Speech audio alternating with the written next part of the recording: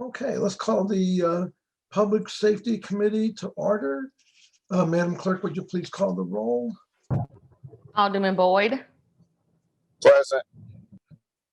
Alderwoman Davis, Alderwoman Howard, Present. Alderwoman Spencer, Present. Alderwoman Boyd, Present. Alderman Bosley, Alderman Muhammad, Present. Alderman Oldenburg, Present. Alderman Narayan, Present. Alderwoman Clark Hubbard, Here. Alderman Page, Present. Chairman Vaquero. Present. 10 present, you have quorum. Okay, so I would like to get a motion that we approve the minutes of the March 23rd meeting. So moved. Second. Madam Clerk, please call the roll. I'm sorry, Alderman, I didn't catch who seconded that. Oh, I'm sorry. I believe Second. Thank Alderman you. Howard was the first and Alderman Jama was the second. Thank you. Alderman Boyd, Aye. Alderwoman Davis, Aye. Alderwoman Howard, Aye. Alderwoman Spencer, Aye. Alderwoman Boyd, Aye. Alderman Bosley, Alderman Muhammad, Aye. Alderman Oldenburg, Aye. Alderman Narayan, Aye. Alderwoman Clark Hubbard, Aye. Alderman Page, Aye. Chairman Vaquero. Aye. 11 aye votes.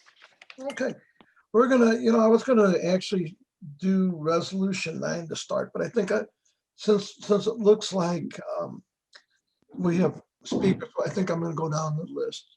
I want to do, we're gonna start with Alderwoman Clark Hubbard. Let's start with Board Bill number 3. If you want to speak on your bill. Sure. Thank you, Mr. Chairman, members of the committee. Good morning.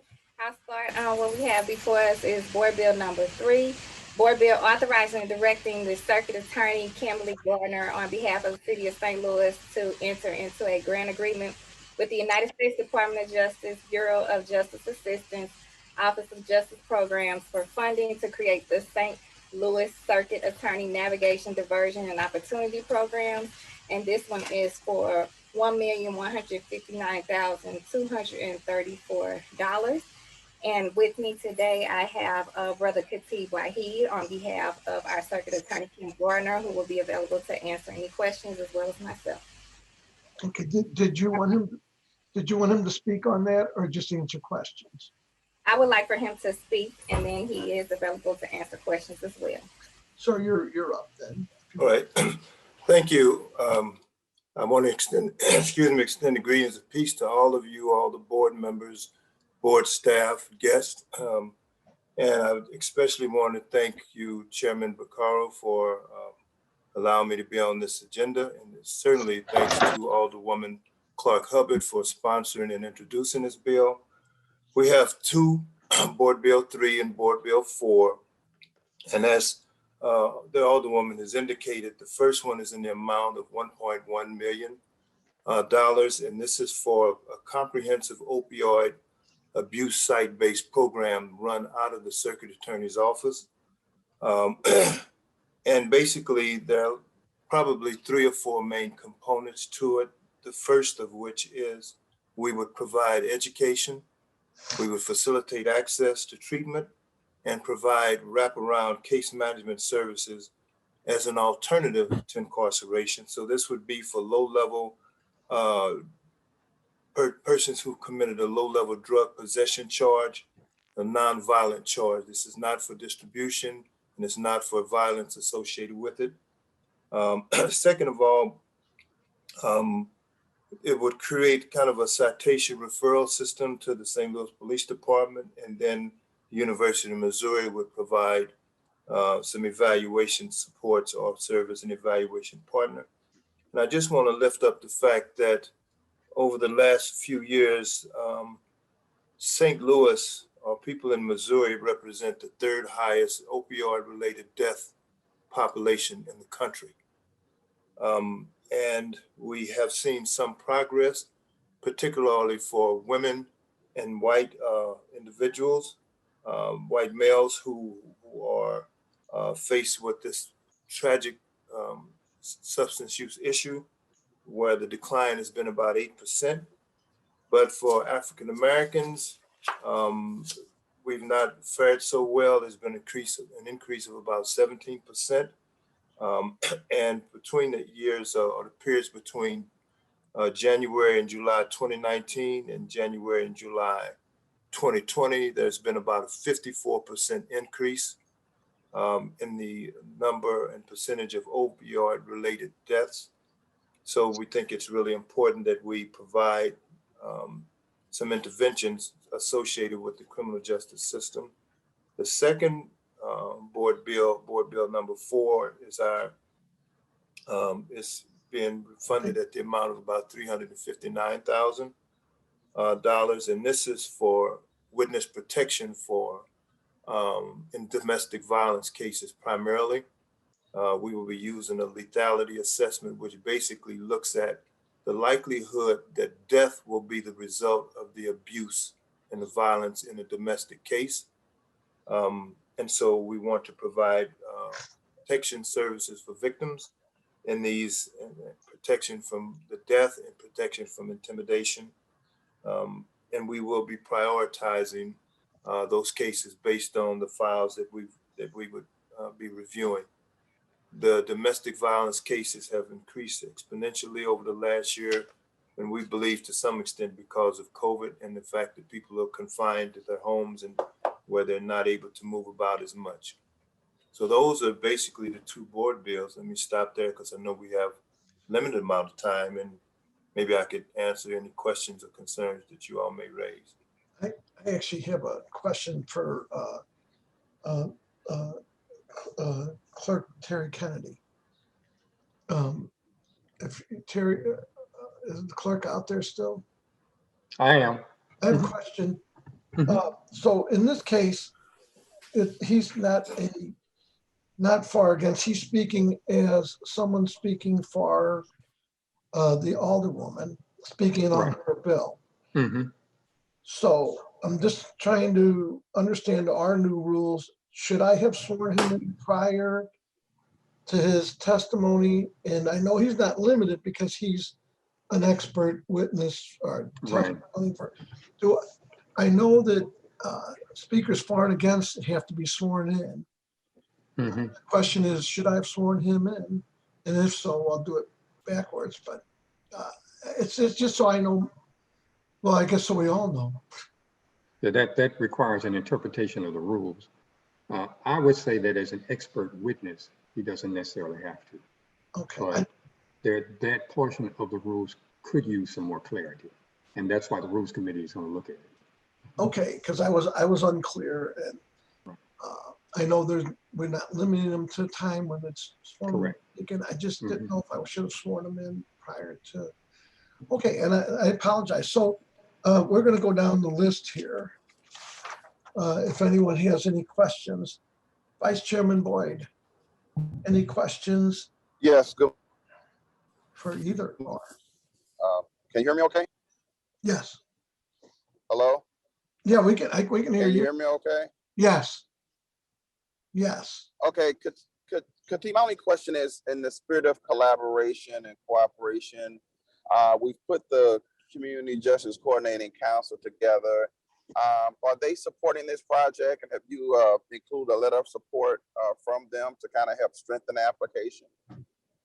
I'm not aware of I don't have an answer for that question. I can get it for you, but at this point, I can't say if there's been a letter of support from them or not. Okay, I just want to make sure that, you know, as we make these grant applications with limited funds out there, that we're all working collaboratively together.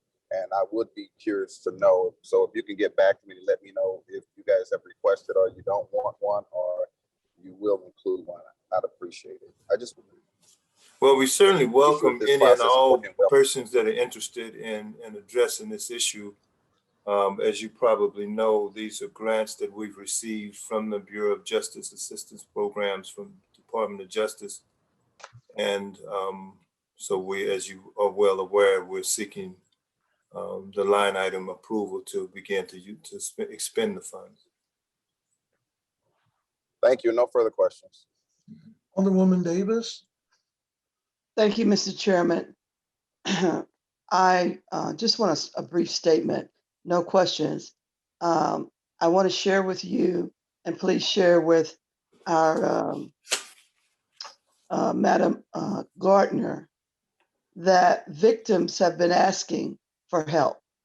We spent a lot of time talking about those who commit crimes and are suspected of committing crimes, but we haven't talked a lot about the assistance for victims. So I'm very, very excited about this. We need to make sure that it's well advertised throughout our communities so that people know this will be available. And I thank you. That's it, sir. Alderwoman Howard. Thank you, Alderwoman Davis. Alderwoman Howard. Any questions? Yes. Just for clarity, Alderwoman from the 19th brought up something. I'm a bit confused. This does not address victims. Is that correct? This grant? It does. It provides protection from intimidation and death. Okay, for victims. Okay. Yes, ma'am. And it Yes. also is a diversion for those that of low-level crimes that may be addicted. No, those are two different board bills, That's what Alderwoman I was Howard. gonna say. I think for clarity, we need to just stick to the board bill number 3 first, because that's where I think it's a mix up. Oh, I see, but my apologies. That's okay. Oh, so Mr. Wahid, you were speaking to both board bills. Yes, that's correct. That's correct. That's where I'm kind of, okay. My apologies. All right. So the board bill 3, to Alderwoman Clark Hubbard's point, that's the one that speaks to the opioid addiction issue. Okay. And the objective is? To provide education, referrals, facilitate access to treatment programs, and to provide case management wraparound supports for persons who've committed a nonviolent opioid drug-related possession offense. So Board Bill 3 does not address victims. Is that true? Per se, if you think about the person who are substance using as victims, then yes, it does. Okay, but not victims of crime, so to speak. No, this is not. This is for nonviolent drug use offenders. Okay. Does that make sense? Yeah, and so you don't recruit them until they come before you or are charged with an offense. Is that correct? That's correct. This would be a post arrest. Okay. Okay. I would just say that in reading this bill, it talks about the funds, but it doesn't. I think the objective would be appropriate included in there, but that's okay. I'm not gonna demand that, but okay, yeah, that helps me because I was a bit confused with mixing both of them. So, okay, thank you. You're welcome. Alderwoman Alderwoman Spencer. Thank you, Mr. Chair, and thank you, Mr. Wahid, for being here and helping us better understand these grants.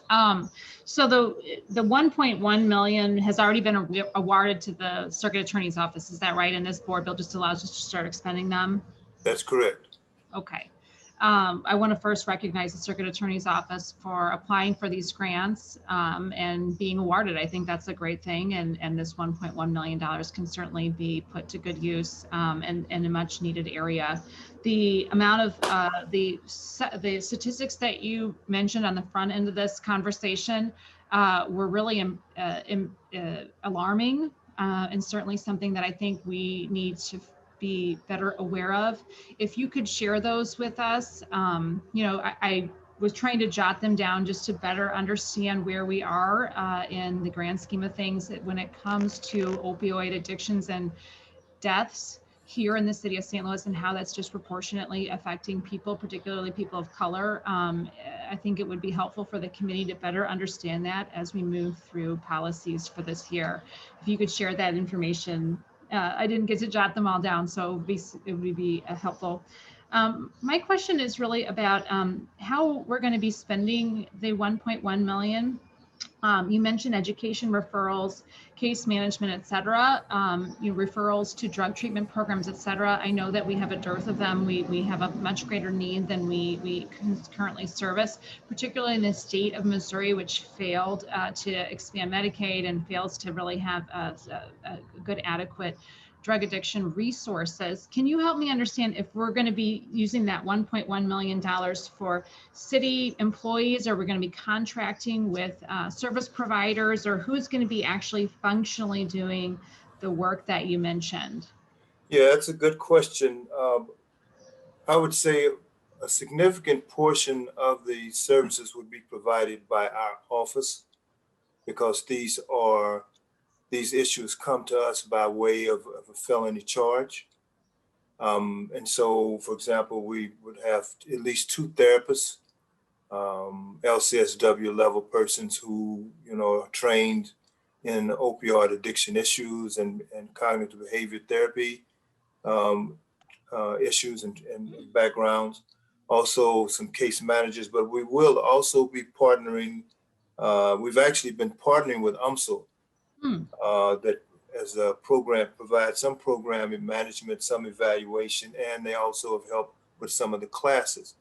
So we don't intend to contract the bulk of these services out, because we want to make sure that the work is being done in a way that addresses a public safety concern. Sure. So then are there opportunities for service providers to work directly with the Circuit Attorney's Office? We in the 20th Ward have several organizations that work directly with people experiencing drug addiction. Particularly BASIC is one of those, which focuses on people of color experiencing addiction, as well as Missouri Opiate Reform and Recovery down here on South Broadway, which offers services to family members and those experiencing drug addiction. I was curious if we had opportunities to coordinate better with the Circuit Attorney's Office for the services those organizations provide, and if there's an opportunity there, if you could share it with the committee. I'm sure there are other who may have organizations that serve the community that may benefit, that may have a mutual benefit for both the Circuit Attorney's Office, the city as a whole, and those organizations to partner. I'll share that information with them. I think it would be certainly okay to make them aware that this grant has been made available.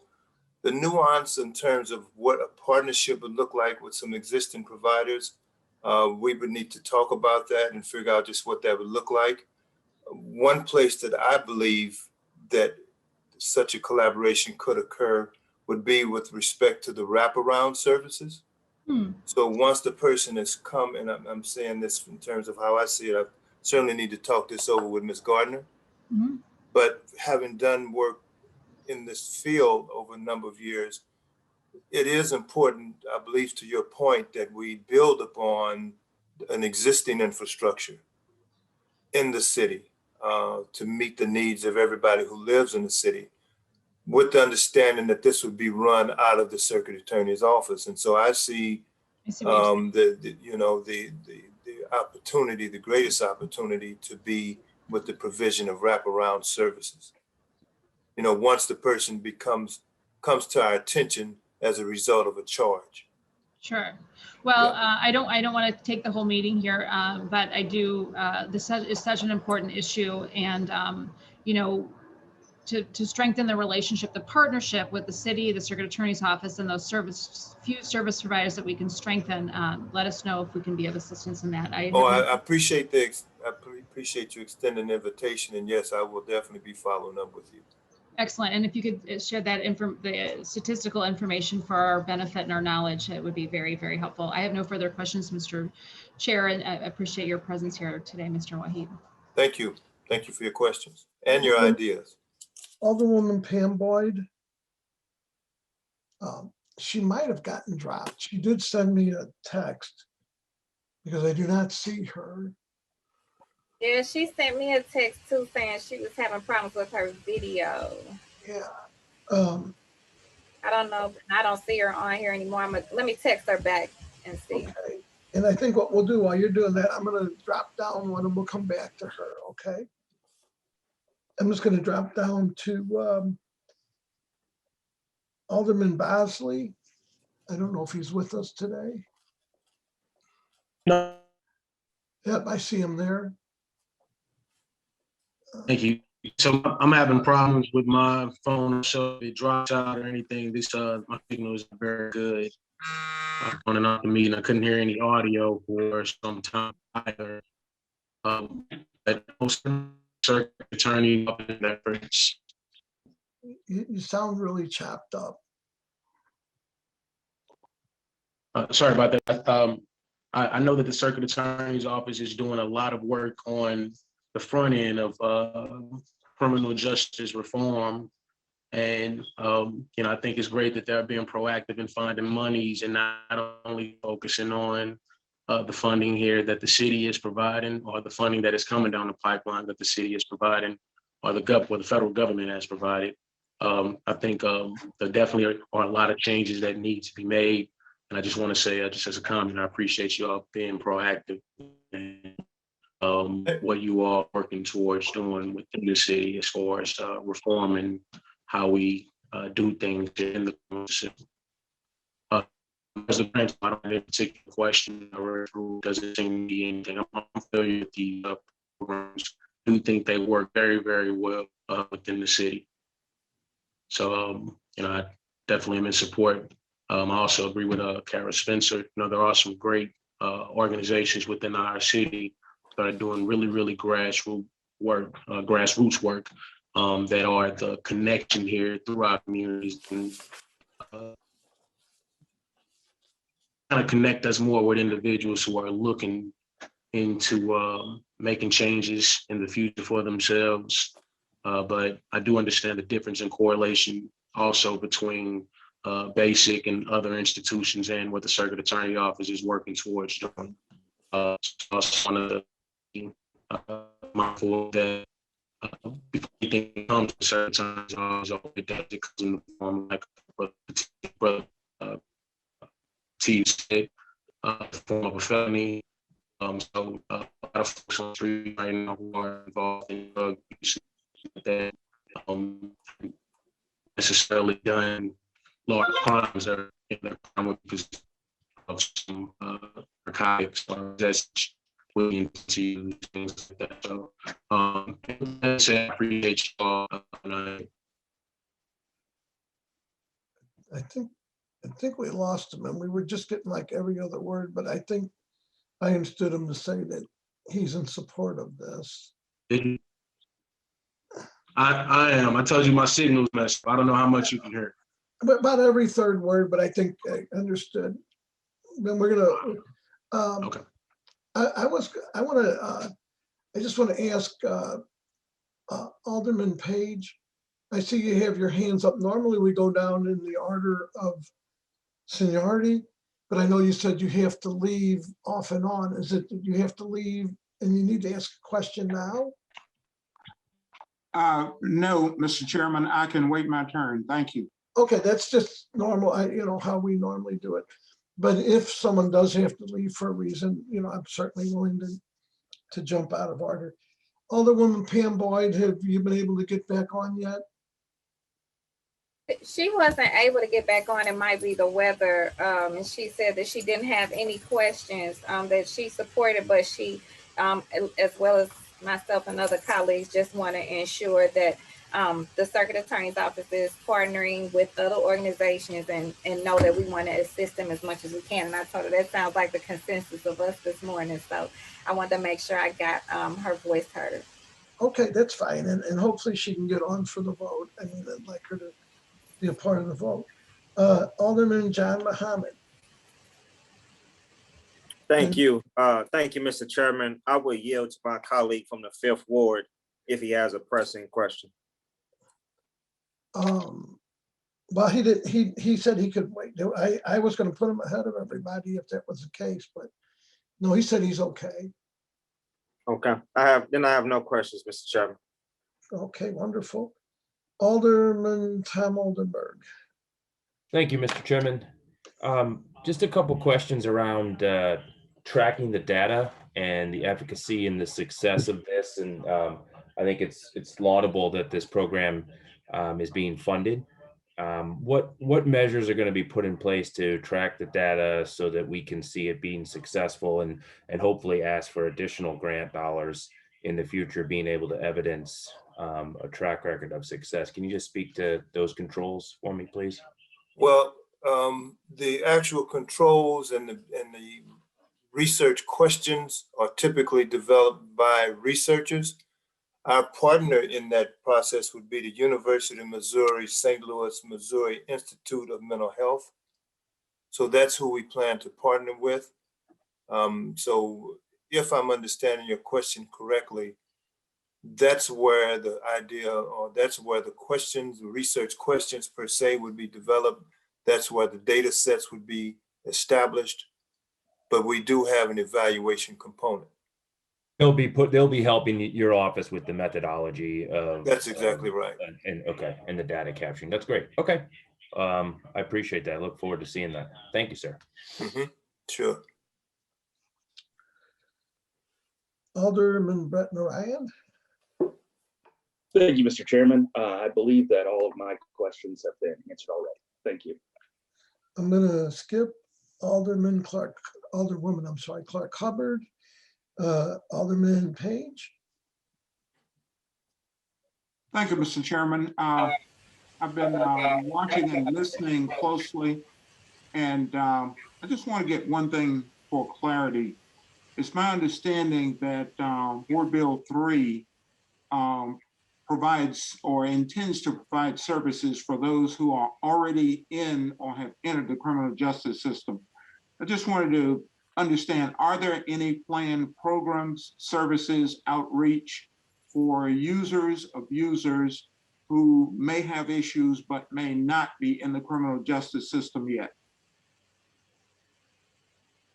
You mean that would emanate from the Circuit Attorney's Office? Not necessarily. Is all the input from the Circuit Attorney's Office? But if I understand your question, Alderman Page, I think it's a two-part question. One is, what's available for people who are not yet justice involved? Yes. And the other one is for those who are. Our office will focus on those who are justice involved, because that's our mission, that's our purpose, that's our call, part of our call with respect to public safety. But as Alderwoman Spencer and Alderwoman Davis and others have indicated, Clark Hubbard, there are service providers out here like Basic and others that have been doing work for years to assist those persons who are faced with these kind of abuse issues, that are dealing with it more from their involvement prior to justice involvement. So there are entities out there. I couldn't necessarily list all of them for you. Right, and just a comment, this isn't a question. Someone referred to it earlier. It sounds to me like it would be a good idea to have this effort join with the Community Justice Coordinating Council so that another independent stovepipe isn't being created. Just a thought. Thank you, Mr. Chairman. Okay, I actually saw Alderman Dan Gunther and I see Alderwoman Twyna Evans. If you have a question, I'll start with Alderman Dan Gunther. I don't see anybody else out there. Alderman Gunther, any questions? Comments? Thanks, Mr. Chairman. I don't have any questions. Oh, can you hear me? Yeah, okay, no questions. Alderwoman Dwayne Evans, any questions or comments? None. You're muted by seeing shaking your head. So I like the picture of the Woody behind you, the old car. I think she's trying to. Can you hear me now? I can hear you now. Okay. No, I don't have any questions. I just got on. I'm sorry. I'm having my car worked on at the dealership. Oh, okay, it's okay. That's why the picture of the car. That's kind of a cool little car. So I think what I'm going to do is go to, did Alderwoman Pam Boyd, any chance that you got on with us yet? I'm assuming she has not. I'm going to recognize Alderwoman Shameem Clark Hubbard to close our comment and close. Okay, thank you so much again, Mr. Chairman and members of the committee. I want to thank my colleague, Alderman Boyd, for bringing up the CJCC and the collaboration piece, because I absolutely, everyone knows how much I believe in the work that the CJCC is doing and how it's bringing us together, breaking these silos and these invisible lines that have been created in the city of St. Louis so that we can work collectively to move forward, especially as it relates to our criminal justice system. So I did reach out to Miss Debbie Allen with the CJCC, out to some people as well, and she said that JCC would be in support of this. And she actually could be on the call, but I told her there was a cutoff on the time that you could sign up to be a speaker. So she just, and I applaud her for that, always being responsive and being available to speak to these issues on behalf of the CJCC and the amazing work that they're doing. So I think the consensus was heard, and I'm sure Brother Khatib would agree that we want to work together with these funds to make this this work not only successful but sustainable. So with that, I would ask that for Board Bill number 3, we do pass this with a due pass recommendation. Second. Okay, we have a first and a second. Alderwoman, I'm sorry, what? Was that a call for previous role? Previous role. Well, the only reason I ask is because Alderman Bosley joined us. And I don't know, does he object to previous role? He wasn't on it. He wasn't on previous. Was role. that on the previous role? That's what I'm saying. Mr. Chairman, I'll object just so we can get a fresh roll call. Okay, then Madam Clerk, please call. Alderman Boyd, Aye. Alderwoman Davis, Aye. Alderwoman Howard, Aye. Alderwoman Spencer, Aye. Alderwoman Boyd, Alderman Bosley, Aye. Alderman Muhammad, Aye. Alderman Oldenburg, Aye. Alderman Narayan, Aye. Alderwoman Clark Hubbard, Aye. Alderman Page, Aye. Chairman Vaccaro. Aye. 11 aye votes. Having 11 aye votes, we passed out. Board Bill number 3, let's go into Board Bill number 4. Alderwoman Clark Hubbard, if you want to speak on that, we'll move on to questions and see how we go with this. Sure, because again, Board Bill number 4 is an additional companion bill to authorize the Circuit Attorney Kim Gordon on behalf of the City of St. Louis to enter into an additional grant agreement, and both of this one earlier as well, and just another difference. I know there were some questions about witness protection programming, so the questions about that one can be asked now of Brother Khatib. Vice Chairman Boyd, any questions? No questions. Alderwoman Davis, any questions? No questions. Alderwoman Howard, any questions? No questions. Alderwoman Spencer, any questions? Mr. Chair, did you call on me? Yes, yes. Sorry, it kind of glitched out on me there. Thank you so much. My only question was really just, I think this is a great move in the right direction. Obviously, I think the Circuit Attorney's Office deserves some gratitude on our part for initiating and seeking out this grant and being awarded it. This is another much needed area of investment. And so, but I was curious just what we can expect for victims by way of witness protection. Is this going to be funding, housing? Is it going to be you know, putting women, or excuse me, I shouldn't say women, I should say victims of domestic assault, domestic violence in protected housing, or what can we be expecting? I think it's going to be a range, Alderwoman Spencer, going from pre-trial, pre-trial, during trial, and post-trial, so that those persons know that they can get to court safely and be safe while the court proceedings are going on and afterwards. I think in some instances it will entail some housing. I'm unable to say at this time percentages or portions of the overall budget that would be dedicated to what particular activity. I know you didn't ask that, but it kind of is implicit in that we are looking at 2.5 staff, which would mean 1 investigator who would be assigned to those cases full time. 1 ACA, that is 1 assistant circuit attorney who would basically handle those cases, and then someone in victim services who would make sure that that person is getting, and that family is actually getting the support and wraparound services that they need to have a new life. Can I get Alderwoman yourself? Background noise coming through. Alderwoman Evans, can you please mute yourself? There's just a lot of background coming. Alderwoman Spencer, did I answer your question? You did. The only I'd like to make a comment, and one just to say that this is an issue that's hit home for us here in the 20th Ward. We lost a woman to domestic assault. You know, the perpetrator was somebody who was out on bail, and so this is such an important issue, and I want to thank you for taking these steps.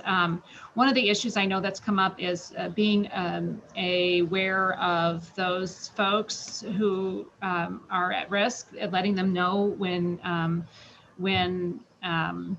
people are coming out of incarceration, and that alerting system. I know that can have some hiccups, and it has in the past. It has been an issue that we maybe need to take a look at investing in further to make sure that when people are let out, that those sensitive witnesses and victims are made aware immediately without hiccup. I know there can be some technical glitches, so just want to make a comment that that's something we need to be hopefully including in this work as we move forward. Well, I do think that's an excellent point. I've had some recent discussions with some of our folks in victim services on a particular case. And again, speaking in my voice, if I'm crowned king for a day and can wave my magic wand, one of my swipes or wand waves would be to make sure that we are up to date in the contact information for the victims. And so by having, that would be, in my humble opinion, one of the important roles of this part-time victim support service person, to make sure that we have the current email addresses, the current cell phone numbers, those kinds of the current addresses, because when we don't have that, obviously it's very difficult to almost impossible to alert them in a timely fashion. And we're not looking for excuses. We need to make sure people are safe, as you're pointing out. And so, in my humble opinion, that would be one of the priority areas, along with some other important areas as well. Well, I can speak from personal experience, having signed up for alerts. They did not go through in a timely manner for me. And speaking to other victims, I know this has been an issue of maybe a technological origin, but one that needs to be rectified. And I don't necessarily, I think it may be with a contractor or some kind of service provider that provides those alerts. But certainly the contact information is very important. I think having a person on the other end of the phone, making sure that those particularly sensitive victims are aware is a really, really good step in the right direction. And I think no amount of technology can compensate for having that human interaction from the circuit attorney's office with the victims is very helpful. All right, thank you so much, Mr. Waheed, and thank you. That Great was all the points, great questions. questions. Yep, There you appreciate have, it. Mr. Thank you, Mr. Chair. I think I see Alderwoman Pam Boyd back with us.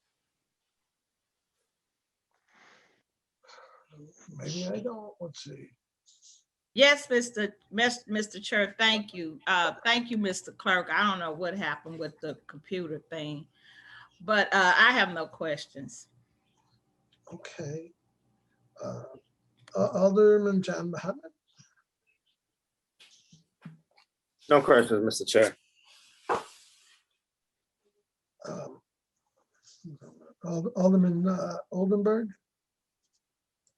No questions, no further questions. Alderman Bretton Ryan. No questions, Mr. Chair. Alderman Page. Thank you, Mr. Chair. No questions at this time. And I have no questions. Alderwoman Shameem Clark Hubbard, you are recognized on closing on board bill number 4. Thank you, Mr. Chairman. Thank you, Alderwoman Spencer, for bringing those things up. And what stood out to me is what you said about what does this mean and what can be expected of victims. And I'll just say, from me speaking with Circuit Attorney Kim Gardner, and how she said that her vision would be to work with these grant fundings, they would definitely not be called victims anymore. They would be more like survivors. There would be protection and empowerment. And so it would be survivors for our vulnerable and our people that have been victimized here in the city. So I think the other point that you were speaking of, Debbie Allen from the CJCC mentioned that they are already working on getting the Crimes Victims' Rights Committee started for the CJCC. So that work clearly is time, maybe past time for that to start as well. So with that, I want to thank again all my colleagues for your great questions, Brother Khatib for coming on today and speaking to this. And with that, I ask for us to pass out board bill number 4 with a do pass recommendation. Second. Madam Previous Clerk, roll. well, we got Pam Boyd, Alderwoman Boyd. I rescind it. Alderwoman Clerk, would you please call the roll? Alderman Boyd, Aye. Alderwoman Davis, Aye. Alderwoman Howard, Aye. Alderwoman Spencer,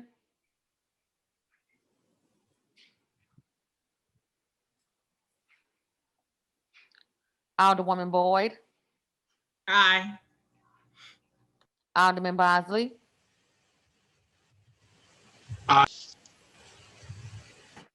Alderman Muhammad, Aye. Alderman Oldenburg, Aye. Alderman Ryan, Aye. Alderwoman Clark Hubbard, Aye. Alderman Page, Aye. Chairman Vaquero, Aye. Alderwoman Spencer. Aye. 12 aye votes.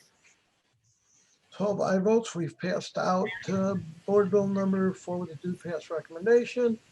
We're going to move on to board bill number 12.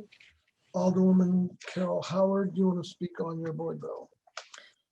Board bill number 12 is simply would impose or continue a moratorium on the issuance of packaged liquor license for any currently non-licensed premises in the 14th Ward Liquor Control District for a period of 3 years. I've had this in effect probably for several years, I would say at least 8 years now. And I think it helps to avoid some nuisance properties. So if anyone has any questions, I'm open for questions. I guess we can run down the roll. So Vice Chairman Boyd, any questions? No questions, thank you. Alderwoman Davis, any questions? No questions. Alderwoman Spencer, any questions? No questions. Thank you, Mr. Chair. Alderwoman Pam Boyd, any questions? No questions, Mr. Chair. Alderman Bosley, any questions? He might be in and out again. Alderman No Muhammad. questions. Alderman Muhammad. No questions, Mr. Chair. Alderman Oldenburg. No, I'm here. No questions, sir. Okay, we got that. Alderman Oldenburg, No questions. Thank you, Mr. Chairman. Alderman Ryan, No questions. Thank you, Mr. Chair. Alderman Clark Hubbard, No questions, thank you. sorry, Alderwoman Clark Hubbard, Alderman Page, Thank you, Mr. Chair. No questions. and I have no questions. Seeing that, I'll entertain a motion that we pass Board Bill 12 out with a due pass recommendation. Do we have a second? Second. Okay, so I'll make the motion. Alderman Hammond was the second. Is there a call for previous roll? Previous roll. Hearing no objection to previous roll, we've passed out Board Bill number 12 with a due pass recommendation. Thank you, colleagues. Board Bill number 19. I was asked by the mayor, she called me herself personally, so giving that consideration, I am holding it till next week. She has some thoughts that she'd like to add to that. And so it wasn't a staff member that called me. I'm gonna hold it, otherwise I probably would not have. And I was asked by Alderwoman Christina Gracias to hold Board Bill number 12. So Mr. Vice Chairman, you need to take over the meeting for Board Bill number 23. And I'm sorry, Mr. Chairman, I'm having a hard time hearing. What did you say? Oh, I think since Board Bill 23, I'm the sponsor, I think you would have to take over. Okay.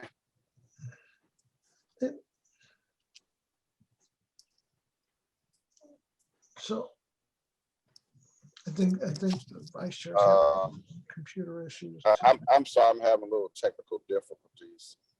Oh, we are now getting ready to talk about Board Bill 23, is that correct?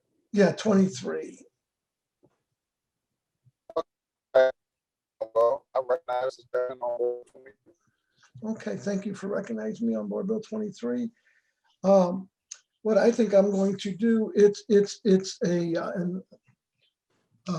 actually Mary Reese helped me with some notes, but the city's received $468,701,000 from the United States Department of Mental Health relief fund for COVID-19 expenses, authorizing the Director of Public Safety or the Chief so what I'd like to do is bring the Director of Public Safety and the Fire Chief, if they're there, to speak on this, and then kind of move from there. Okay, Dr. Dan Isom, I saw him on here. Why don't we go ahead and recognize Dr. Dan Isom, Public Safety Director.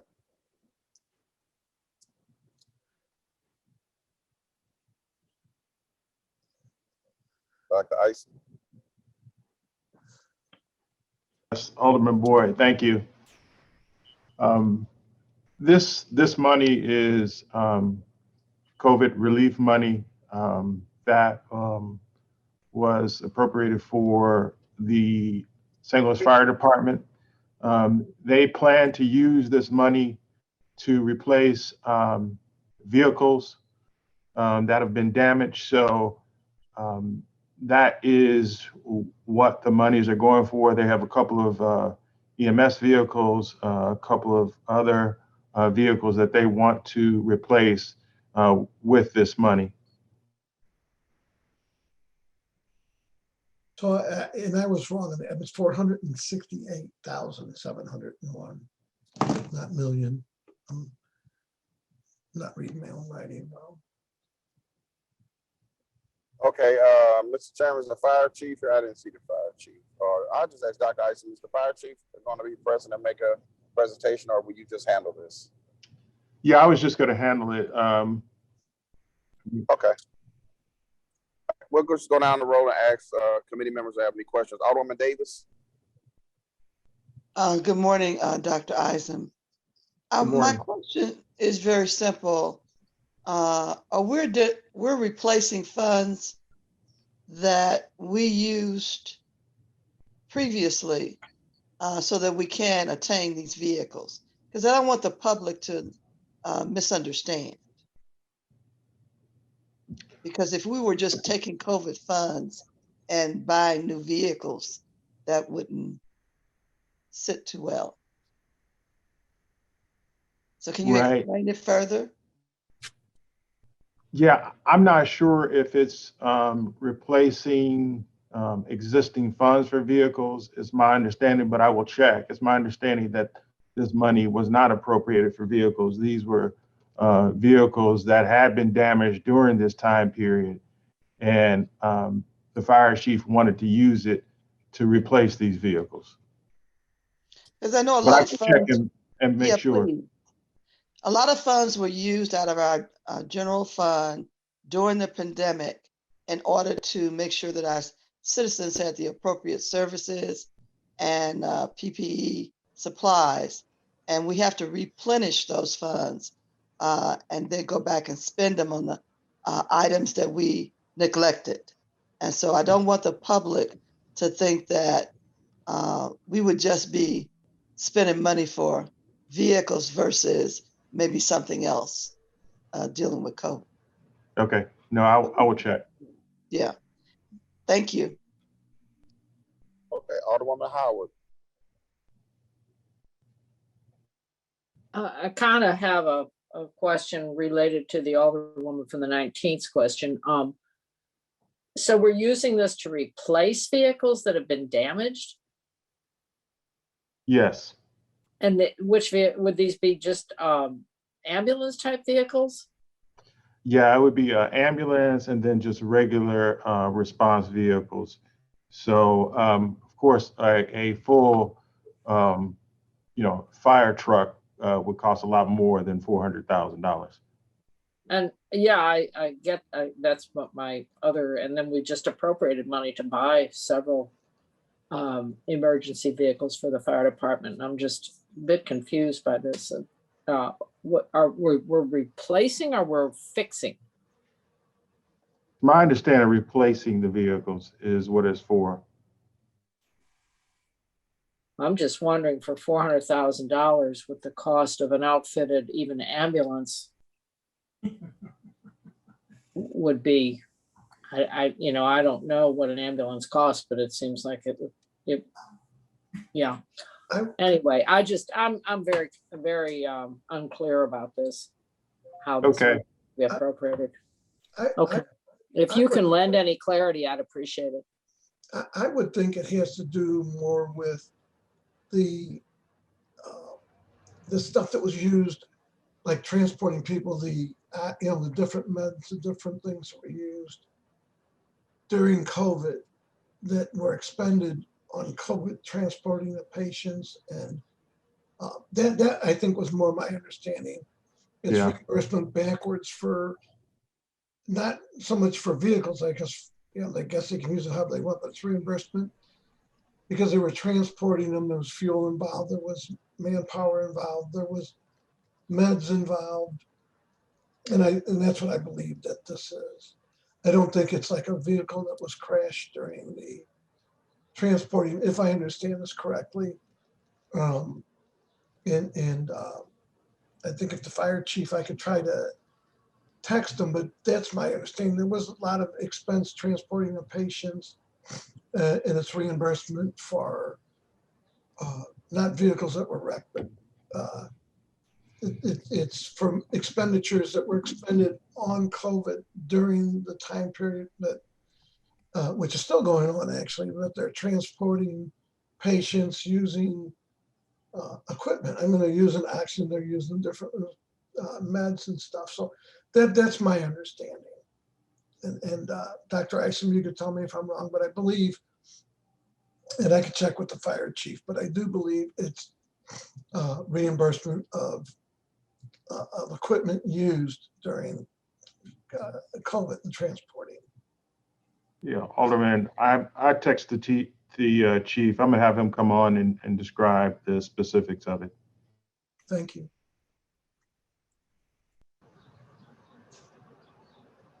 Okay, Alderwoman Howard, anything else? No, I just want to thank Dr. Isom for being here and contributing to the discussion here. I appreciate that. And it is taking his time out to be with us today. Thank you so much. Okay, Alderwoman Spencer. Thank you, Mr. Vice Chair. Good morning, Dr. Isom. Thank you for being with us today, and thank you for your service to the city. Thank you. Looking at the board bill here, it looks like it's for contracting on services, but you know, I think it would probably behoove us to just get to the bottom of exactly what the funds are going to be for, as the Alderwoman from the 14th pointed out. You know, if we're going to be purchasing new vehicles, I know there's been some discussion on the types of ambulances that we should be purchasing, the smaller ones versus the larger ones. I think that those are conversations that we should be having because it expands or contracts what we're actually able to do in-house versus what we need to contract out for services for. And I know that the emergency response vehicle servicing can actually be of financial benefit to the city if we have the services in place to do that. So if we're purchasing those vehicles, I think it'd be worthy to have those conversations. So getting to the bottom of it here would be helpful. That's all I have, Mr. Chair. Thank you, Dr. Isom, for being with us this morning. Thank you. Okay, Alderwoman Pam Boyd. I kind of support what the previous speakers had said, and I'm just not comfortable because it just seems like we don't really know what they're doing and what's it for. And so I feel more comfortable if the fire chief would be there so he could speak on this, because it seems like people are just pulling straws and trying to guess, and I just don't feel comfortable. I would rather if we just have him here to speak on that so we can get clarity on what are we actually asking for. Thank you. Okay, Alderman Bosley.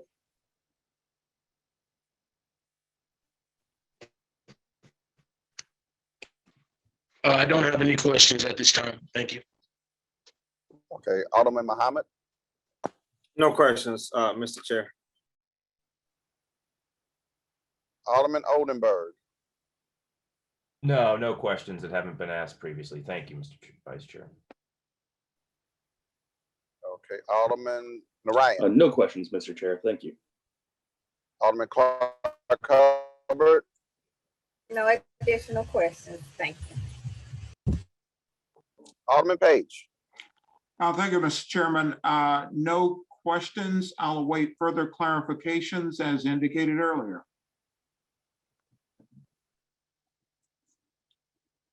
Has the fire chief joined us? He's coming on right now.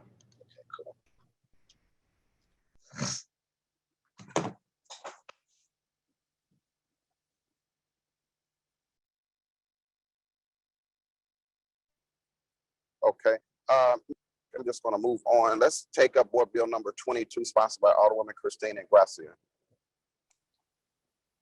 Oh, sorry, that one is wanted to be held by the sponsor.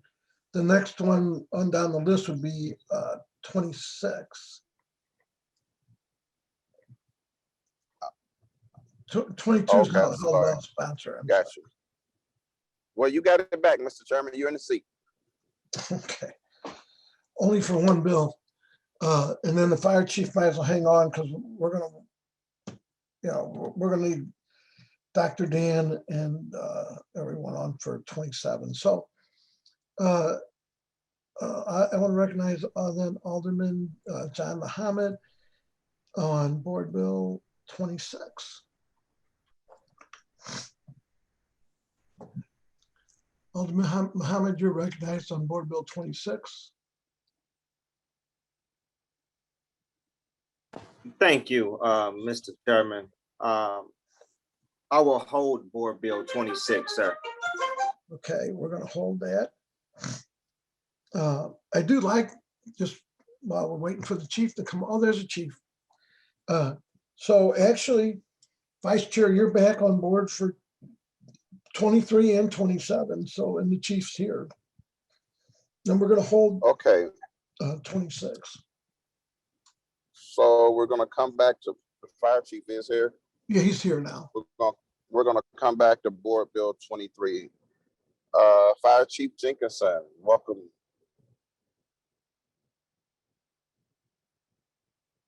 Fire Chief. Let me, okay, I'm on mute. I was muted. Okay. Good morning. Good morning. Good morning. So we were discussing Board Bill 23. There was some confusion as to exactly how the funds are being appropriated. So can you give us a presentation on how you plan to expend these funds? Yes. We actually got 3 different appropriations from the government for the CARES and the response that we provided for the COVID over the last year. The first 2 have already been appropriated, and they were used for medical devices, some instrumentation, some gear that we needed to provide for the safety of the EMS and the firefighters that are working on COVID patients. That's already been used. Then we got a 3rd provision, if you will, from the government, which came out to $468,701, which is what this appropriation is for. The first 2 appropriations, some of it was used for, because I canceled all the vacations, so they did use some of that money to pay for the vacation time and overtime that I canceled. On this one here, we lost 4 EMS units during the COVID due to hit and run type accidents. We also lost a response vehicle that EMS uses. 704 got hit and that one got totaled. So the bulk of this money, almost all of it, is going to be used for replacement of vehicles, ambulances, and 1 response vehicle that a supervisor uses. It won't pay for anywhere close to all of it, but it's going to be put towards vehicles. Average ambulance will be about $270,000. A response vehicle that the supervisors use are running right around 54 to 55. This depends on what this year's model is going to go for, but that's what this money is going to be used for.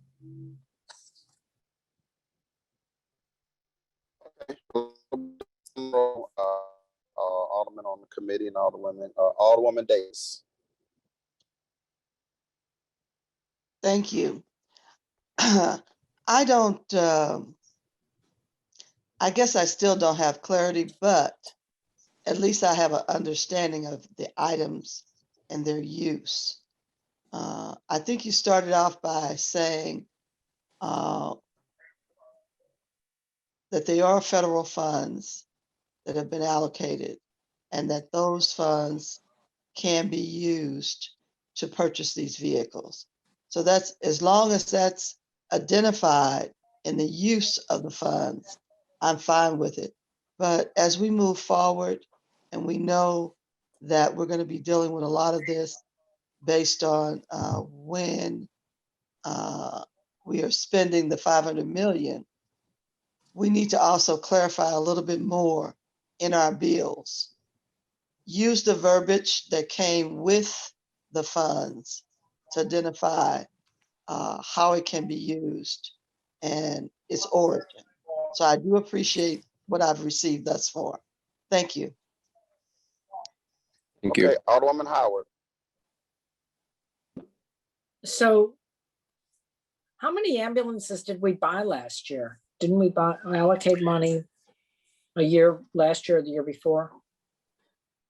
The year before, we bought 5 ambulances added to the fleet. And so one of them was wrecked during the COVID crisis? No, we had 3 of those wrecked. 3 of them were hit broadside and rolled over. And I also had a supervisor's vehicle. They drive a Tahoe, which was hit and rolled over and totaled as well. So we're going to be able to replace all those vehicles or repair them? We're repairing some of them, and hopefully we'll have enough money to replace 1 and also replace the supervisor's vehicle. Okay. Because an ambulance costs probably $200,000 at least. I'm just guessing. How all much? the equipment. I'm sorry. Say that again. I said about 270,000. Okay. All right. Thank you. That helps a whole lot. Thank you. That's all I have. Okay, Alderwoman Spencer. Thank you, Mr. Vice Chair. Thank you, Chief. Good to see you this morning. Thank you for being here to help clear this up. I Good think to this see is you. really helpful for you to jump on so quickly. The 3 vehicles that were hit in 1 year, that's a lot. Is that unusual? You know, it was an unusual year, and most of these vehicles, they were broadsided, Okay. uninsured motorist. In Oh. two of the accidents, I believe the people got out and ran, and we weren't even able to find them in a stolen vehicle. So it's been a very trying year. So Chief, that was my next question. All 3 of these were hit by uninsured vehicles. Is that right? There Two was of them no for insurance. sure. None. Unlicensed vehicle, stolen vehicle. Stolen vehicles. Yes. This is so devastating. What an enormous amount of expense. And, to think we should have at least be able to collect some insurance from it. So this is really sobering. That was the question. I was hoping that we had some insurance to collect on it, but it sounds like we don't. Thanks, Chief. That's all I have, Mr. Vice Chair. Okay, Alderwoman Pam Boyd. No, thank you. Alderwoman Davis and Spencer kind of asked the questions that I had the concern about. So thank you. Okay, Alderman Bosley.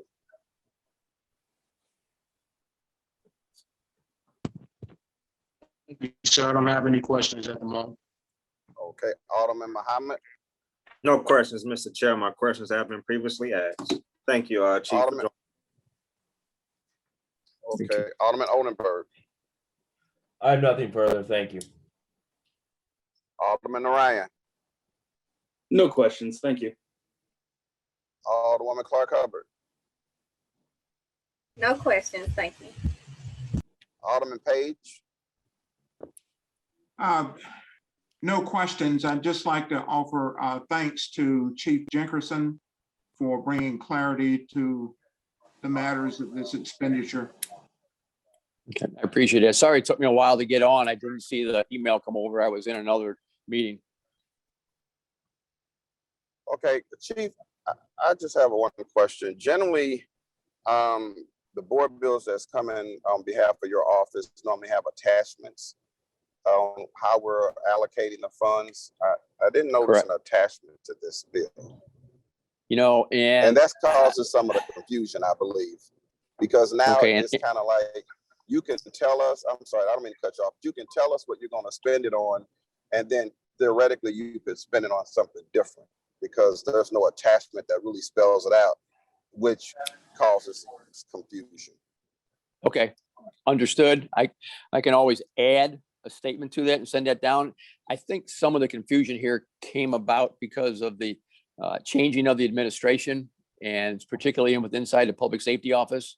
The last couple of requests and ordinances were written by Charlene Deacon, I believe. So I think that might have been some of the issue with the change in administration. But if you want me to provide a written document allocating where I want these funds to go, I will do that. That won't be a problem. Okay, Chief, I would respectfully ask that you do that and submit it to the chairman, who can send it out to the rest of the committee. Okay, what I'll do, and the full board. I'll submit that through my chain of command. So I'll bring that down to the Director of Public Safety and have him forward that on to you. Sounds like a winner. Okay, thank you. Okay, Mr. Chairman, you recognize the close on Board Bill 23. Certainly want to take it. So I would ask that we would pass this out with favorable consideration with a due pass. And I would also ask that Dr. Dan Isom, this has got to come to a full board vote anyway. Prior to that, before Friday, can you please just submit a letter to either to me or actually to the vice chair, and they'll send that out to the committee just for clarification on where the money is going to be spent. Having said that, I would ask for a favorable vote and that we pass Board Bill Number 23 out with a due pass recommendation. I make a motion to pass Board Bill 23 out for due pass recommendation. Second. Previous roll. Hearing no objection to previous roll, Board Bill 23 comes out of committee with due pass recommendation. Mr. Chairman, you're back in the chairman's seat. No, I'm not. We're at Board Bill 27. That's it's another one of mine, and I need okay.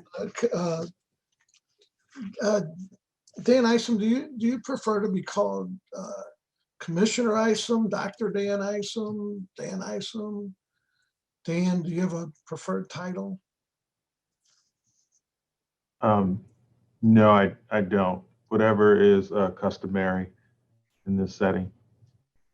I would imagine. It would be Public Safety Director Isom. Okay. Vice Chairman, you're back in the driver's seat here. I think he might have stepped away. Oh, I'm here. I can't do. Can you hear me? Yeah, Board Bill 27 is my bill again. Can everybody hear me okay? Yes.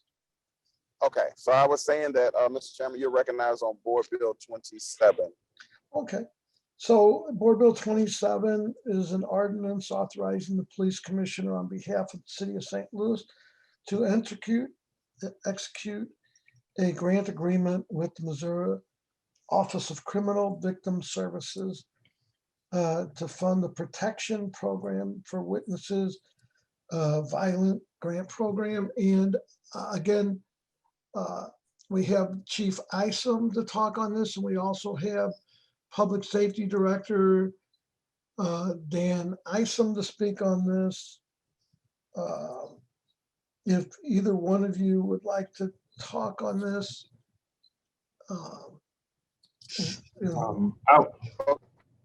Yeah, Mr. Chairman, I'll be glad to speak on it if you don't mind. Yes. Okay, very good. So last year in the emergency session held by the state legislature, there was monies passed for witness protection, particularly on homicides is when it would be most utilized. And so what the state recommended is that we actually get some money ahead of time. In other words, it's a process that you can't necessarily get the funds immediately. So they said that it would be a good idea to go ahead and get the funds early, because once an incident happens, if there's a major shooting or something today, and folk are we're trying to scramble around, we're trying to get folks relocated in that so that there won't be retaliatory shootings. We would need the money in hand in order to make those arrangements. That's what the $5,000 allocation is per this request. But again, there's a few $100,000 out there to be utilized in instances like these. Okay. Let's go down the line and ask the Alderman for questions. Alderwoman Davis. Thank you, Chief Hayden. This is truly needed.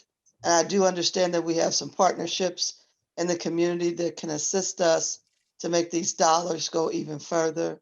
And one of the things that I want to make sure is, again, that we let the community know about what we're doing, because I never see anything that's publicized that talks about the assistance that comes from our police department, our circuit attorney's office. And that's the hard part of this job. People don't necessarily want to support things and or be a part of things because they don't know. And so I really would appreciate us making sure that these things are known to the community. And I thank you all for your due diligence and the state of Missouri for making this available immediately. That's all, Mr. Chairman. Okay, Alderwoman Howard. Good morning, Chief Hayden. I have one question. How are you? I'm doing well, ma'am. And yourself? Good to see you. Good to see you. I'm well. Is this just, I'm understanding from what you said that there may be more money available, that this is sort of the down payment and there will be more money to follow.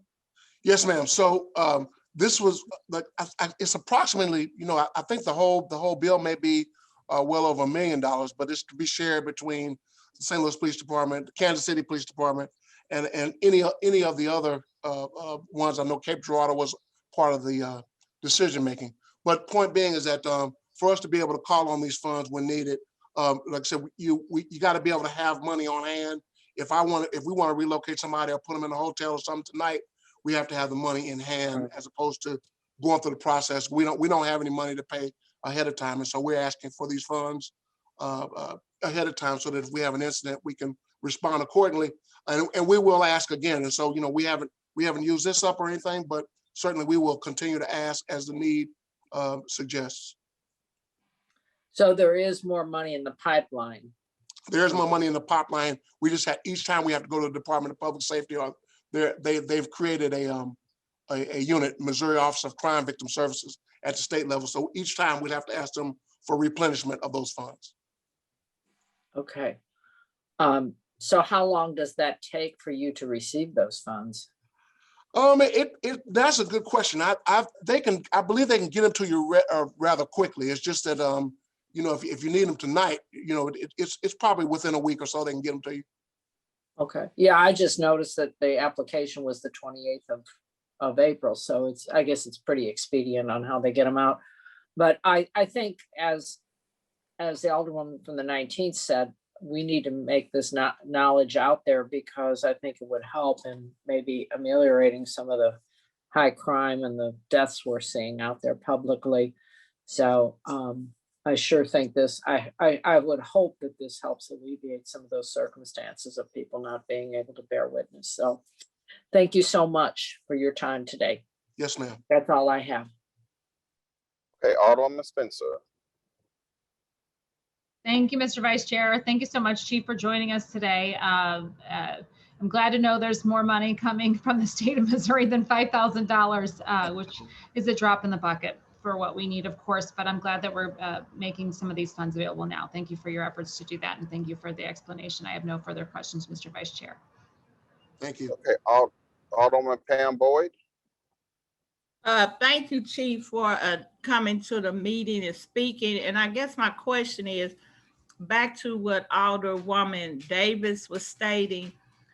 I know the circuit attorney has a program like that also. So you are working in partnership with this, so we can make sure that people are taken care of, one, and then two, how are we getting the information out to the community? So yes, so question number one, we're working in partnership with the Circuit Attorney's Office on this project. In fact, I had called her while we were at that meeting to get those funds secured, and so we're in conversation about these particular funds. And I think what we should do is do some type of public service announcement, or at least tweet on a regular basis about the availability of funds. I see that as something that's not popularly known, obviously, and so we can do a better job of sharing the information so that people can rely on it and possibly willing to come forward based on the sharing of the information. Thank you very much.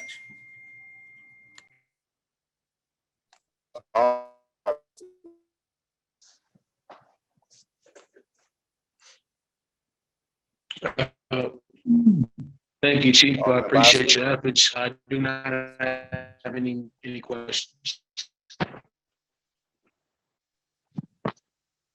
Can you hear me? Yeah. So No? you have questions? Maybe. I'm sorry. Are you asking me a question, sir? It broke up. Yeah, my signal was really, really bad.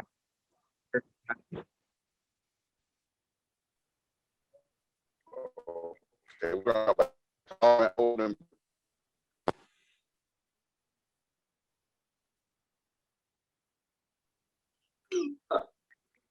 Mr. Chair, did you signal for me, sir?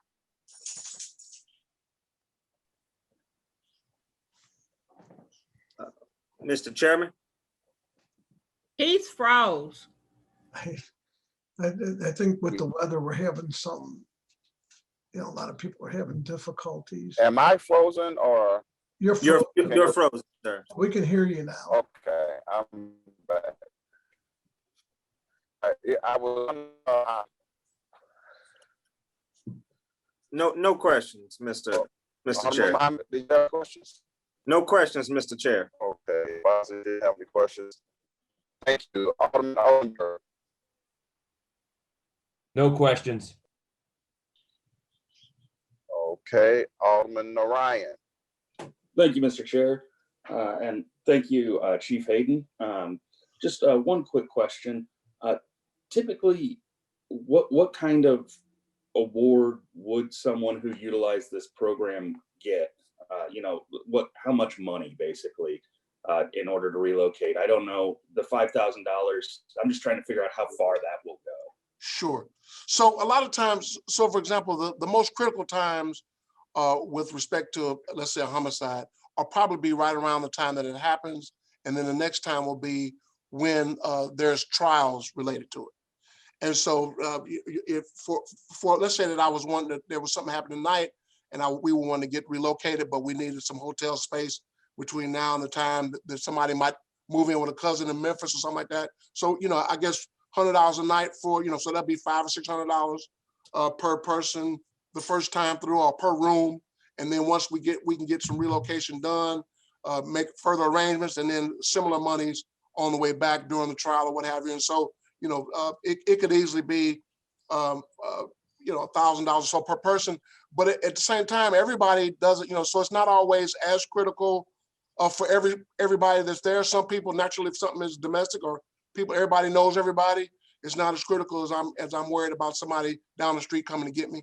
So, it kind of varies, but $100 per night or so would probably be how much ever time we need to keep the person out of pocket, about $100 a night. Okay, thank you for that. And I have nothing further, Mr. Chair. Okay, Alderwoman Clark Hubbard. Okay, thank you. No questions. Alderman Page. Chief Hayden, thanks so much for the clarifications you provided. No further questions, Mr. Chair.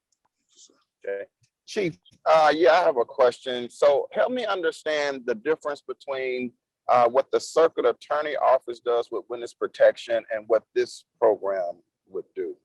Surely. So I'm not as sure about additional monies that she has acquired for, through some grant or what have you, but this is the main fund by which the witnesses are protected. And so it would be, we would have conversations about who needs to be relocated or what have you. So we would have input from the Circuit Attorney's Office as they interview persons with respect to the case.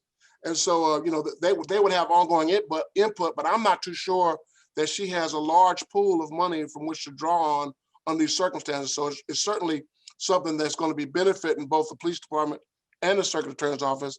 I think this is the biggest pool, if there's a distinction. Yeah, I'm not, I guess I'm just trying to figure out, I always thought, pardon my ignorance, but I always thought witness protection was a role of the Circuit Attorney's Office and that they managed all of that. So are you saying they manage and then the police also manages a witness protection program too? I think, yeah, I'm saying that the Department of Public Safety has the St. Louis Police Department requesting the funds, and we would work with the Circuit Attorney's Office to determine who needs to be protected, if you will. But the oversight of the monies is the Department of Public Safety at the state level, and the police department can ask. Naturally, we would be the persons most readily involved with the victim per se, in order to present them to the Circuit Attorney's Office. In fact, if it's the next day, if you will, tonight might be very critical. And so I think that's why we're the point people, but it wouldn't be done outside of the involvement of the Circuit Attorney's Office. Okay, so for clarity, who's ultimately responsible for the witness? Well, ultimately, I guess we share the responsibility of protecting the witness. But the money is the biggest pot of money is going to come from the state. Like I said, matter of fact, I don't think that Circuit Attorney Gardner had much funds at all prior to our request at the state level, I don't think that she was given a significant budget for this possibility. So when they approved it, when the state level approved it, they wanted the director of public safety from the state to oversee it, and they asked the police department to request the funds. Okay, so I get all of that. I'm still just a little bit confused as to who is directly responsible for the oversight of these funds and the witness. Directly protection. responsible for the oversight would be the Department of Public Safety at the state. Okay, the State Department. Sandy okay. Carson is the person that communicated this information to me about the availability of funds, about pre-securing funds for the project, those types of stuff. I got my information directly from Director of Public Safety at the state, and then again, I'm not sure what additional monies that the circuit attorney has, but the victims and witnesses' first contact will be with the police department, and we will be the ones that would be the closest to taking responsibility for securing witnesses and victims when that comes up in the conversation about their fear of retaliation during the process.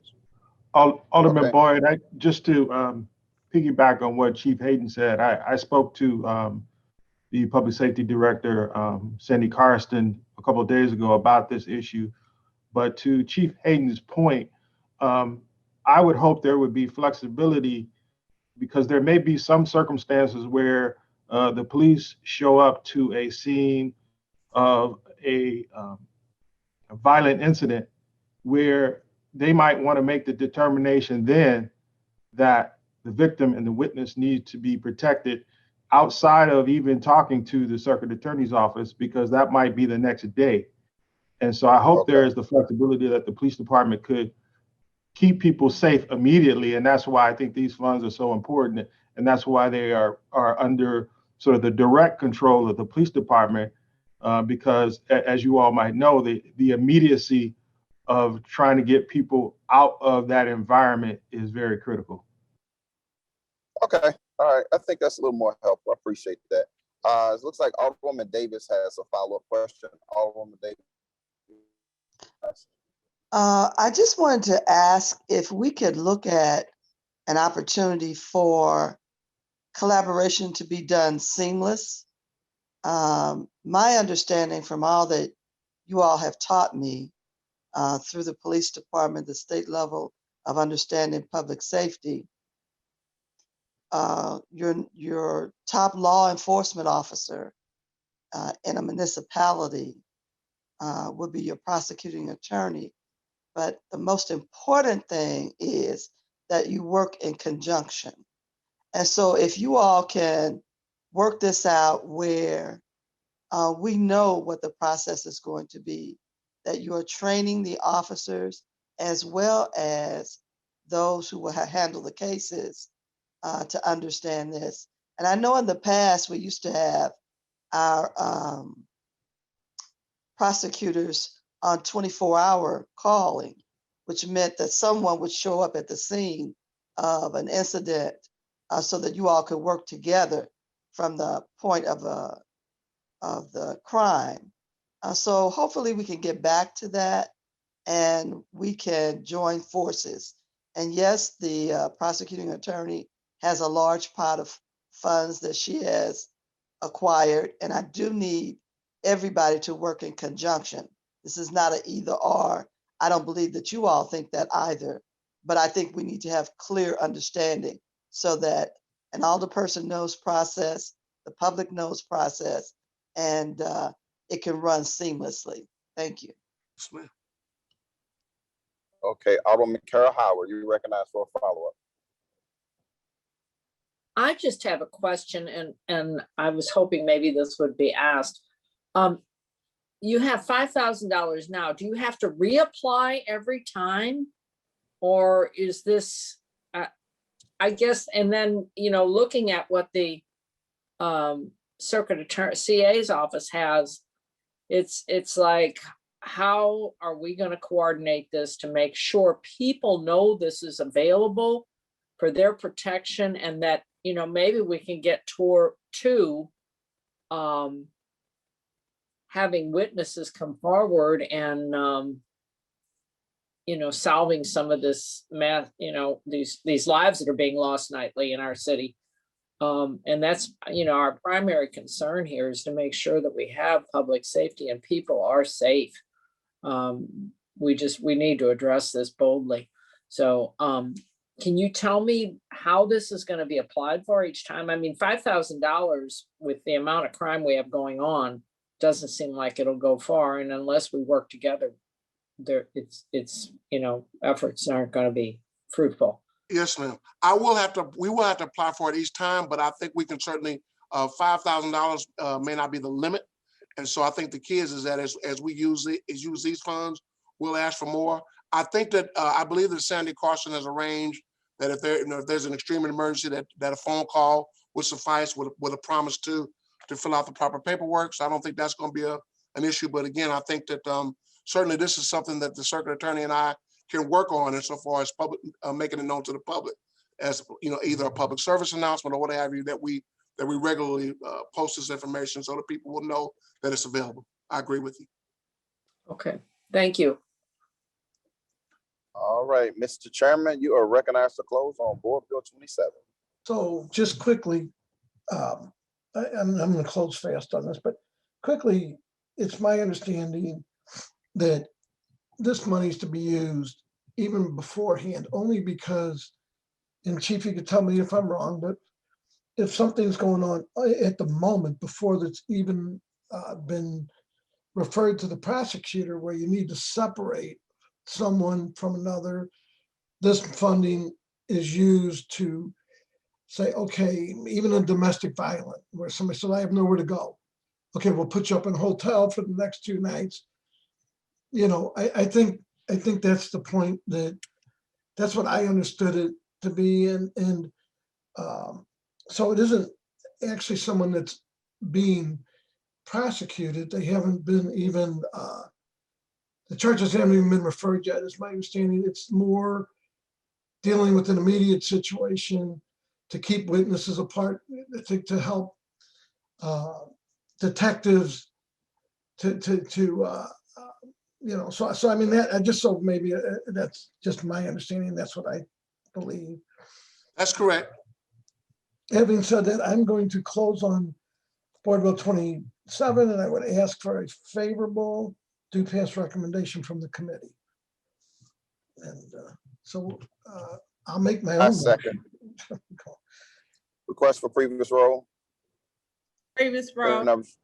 Hearing no objection, the previous roll, Board Bill 27 comes out of committee with due pass recommendation. Okay. Okay, Mr. Chairman, you're back in the seat. Okay, and we do have one speaker on this to be sworn in, and Vice Chairman Boyd, don't go anywhere because the resolution comes up next.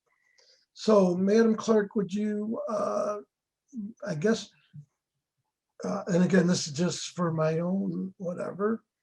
Mr. Chairman? Yes, sir. Are we on, what are we on now? What's before the committee? Board Bill 29, I believe is the next. Okay, one. 29, okay. All right. And then last thing we have the resolution, which I'm gonna need you on. And I guess just from clarity, do I, from Mr. Clerk, do I swear the person wanting to speak before or when they're ready to speak, or at what point? Like, do I just swear them in now and be done with that? It's kind of a new process and I'm just learning, so. Yes, Mr. Chairman, you have your expert witnesses who do not have to be. The others who you can do them at the very beginning, or you can do them at the point that you call them to speak. And I believe there's just one person that's not an expert that wants to speak on this. And so I'll swear that person in, and then under the rules, is it that that person has 3 minutes to speak on it? The chair can set how many it is. It says up to 5 minutes, and then any additional time that the chair wishes to give. Okay. Okay. So what I'm going to do, Madam Clerk, we have one one person wanting to speak on this, and maybe swear him in now. Then I'm going to go to Alderman Muhammad to speak on the bill. Then I'll come to the. Mr. Chair, Yes, sir. Yes. I would like to hold Board Bill 29 as well. You want to hold 29? I do. Okay, then there will be no need to have a speaker. Very good. So there's no speakers on that. Then we're going to move on to, and I'll thank the speakers for showing up, but it's held. Then we're going to move on to the resolution number 9. I do want to clarify, this is actually money from last year. Dan Isom, Chief, and all, you don't really have to stay for this, but you are certainly welcome, because one of the things, the Board of Aldermen will say where we want the money to go. The Public Safety Director has to make sure that money goes where we ask. So I don't know if you're familiar with the process, and we could always meet. So you're certainly welcome to stay with us. Maybe it might help you understand the process. Maybe you know it. Yeah, I'll stay on and listen. I will admit, after 12 years, I'm still trying to figure out. So this was my screw up from last year. I should have did the resolution last year to put in committee where the money's to be spent. It's a little backwards, but we did the resolution. Again, this is for last year's money. There also will be an additional resolution made for this year's money. So this is the $1 million that we appropriate last year. We didn't appropriate it, but this is the money for the appropriation of last year's funds. There will also be a resolution put together for the appropriation of this year's funds. And Vice Chairman, who was also the chairman of the subcommittee, it's my understanding, and again, this is only the second or third year that I've done this, or we've done this. I think once we recommend it, then I know the Public Safety Director makes sure it goes where we ask. Does this go back to the full board, or is it just done as a resolution and comes out of us? Once it's passed out of committee, it's pretty much a done deal, and we report back to the full board our decision. Okay, so just for the new members, and I kind of knew that, but for the new members of the Public Safety Committee, once, this is just like the parks, once the resolution, once everybody agrees on this, it goes to the full board, but it's not voted on by the full board. It is just basically reported back as to what happened.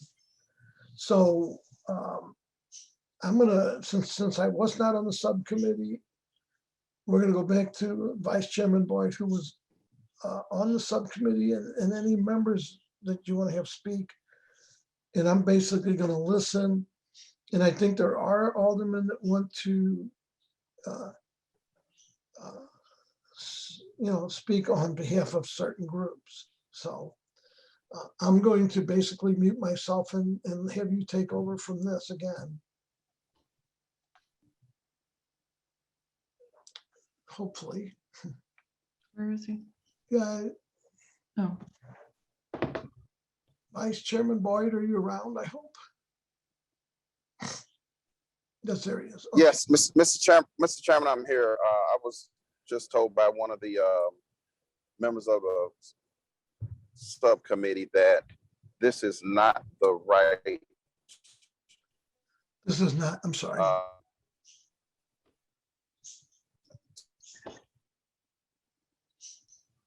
You froze up there. I'm asking that we hold resolution number 9. This is not the right attachment. Oh, it's not the right attachment. Okay. Okay, so we're gonna hold resolution number 9. So what I can say is it's important that we get this resolution out and that money distributed. What I'd like to do is, if everybody's fine with it, we're gonna have board bill number 19, 22, 26, 29, and resolution 9 put back on for the very earliest possible day next week, unless everybody feels that we really need to get the resolution out, and we could try to get another date this week. And just, anybody can just comment. I just say. Oh, okay, I have a comment, Mr. Chairman. So the resolution, so you're saying the one that was in the drive wasn't right? And then I also want to make sure that the constituents that we had on the line today that have been on the meeting this entire time still get to speak, even though if we're going to now hold that one. And then since Public Safety Director, the administration was still on the call, I wanted to ask if they knew if there were any funds that were not spent from last year's Prop S allocation. So the list I got, there's what, 2 speakers that wanted to speak on this? Yes. Okay. And if we swear them in, I'm sure we're fine with having them speak unless the vice chairman says. I'm ready. Thank you. I bet you are. So Madam Clerk, would you swear in so that we can, are these considered expert testimonies or not? Speakers, they don't have to be sworn in. Speakers, they're speakers. I'm happy to be sworn in. Okay, Madam Clerk, would you please swear in the 2 speakers, witnesses? I don't have any information to swear me in. Is it something on the drive? That's a good question. That was a rule that we made up at the Board of Aldermen, that everyone speaking now has to be sworn in, given their name. I think I might have something on it. Now, I do have the public hearing procedures to read the 2 paragraphs. Why don't we do that? And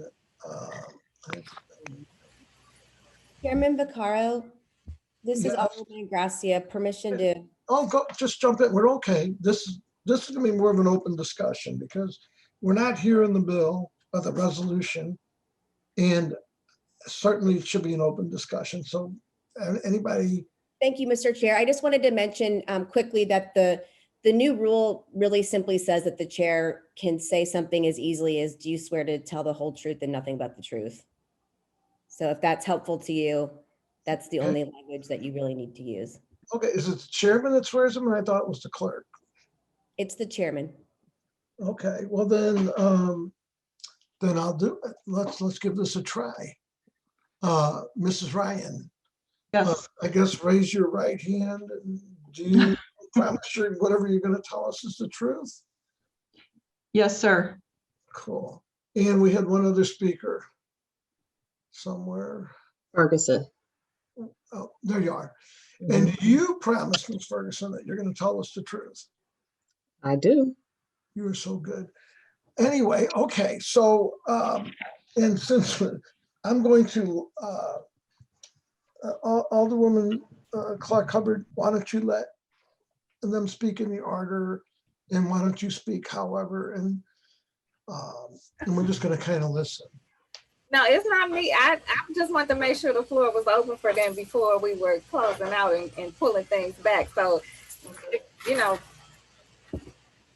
So, okay, Mrs. Ryan, why don't you go ahead and tell us what you have there? Okay. Well, first of all, I just want to say I'm nervous, so I hope you forgive me for that. Oh, no, you're fine. We're all friends. Yeah. I'm with the Roosevelt Community Council. We are a very small, all volunteer group that supports Roosevelt High School, which is located about 2 blocks from my house. I live right off of South Grand. We've been supporting Roosevelt and its students for the last 14 years. We've applied for Prop S funds to fund an after-school program at the high school for the last 11 years or thereabouts. This year we weren't on the list. We're not on Resolution 9 on the list. And I'll tell you, I was very dismayed. We didn't spend our 2020 funds yet. We've only spent about $5,000 of that so far. Actually, it's probably a little more because I don't have the billing from the district yet. But we weren't able to operate in 2020 because SLPS shut down its buildings around March 13th of last year. We were still using 2019 funds at that point. The reason being that we wanted to have an a summer school program. We've done that the last couple of years. And summer school costs about $25,000. Our school year program is after school. The summer program is like a most of the day program. Of course, that didn't happen in 2020. So we are now using our 2020 funds, which are awarded on a calendar year basis, but we got permission through the Office of Public Safety and through the comptroller to carry those funds through to June 30, 2021. So we're using 2020 in 2021 because we have permission. Otherwise, we would have been cut off. And we're planning to use them for after school till the end of the school year, and then the first couple weeks of the summer school program. The district does not offer summer school except for credit recovery. For high school kids, it's credit recovery only.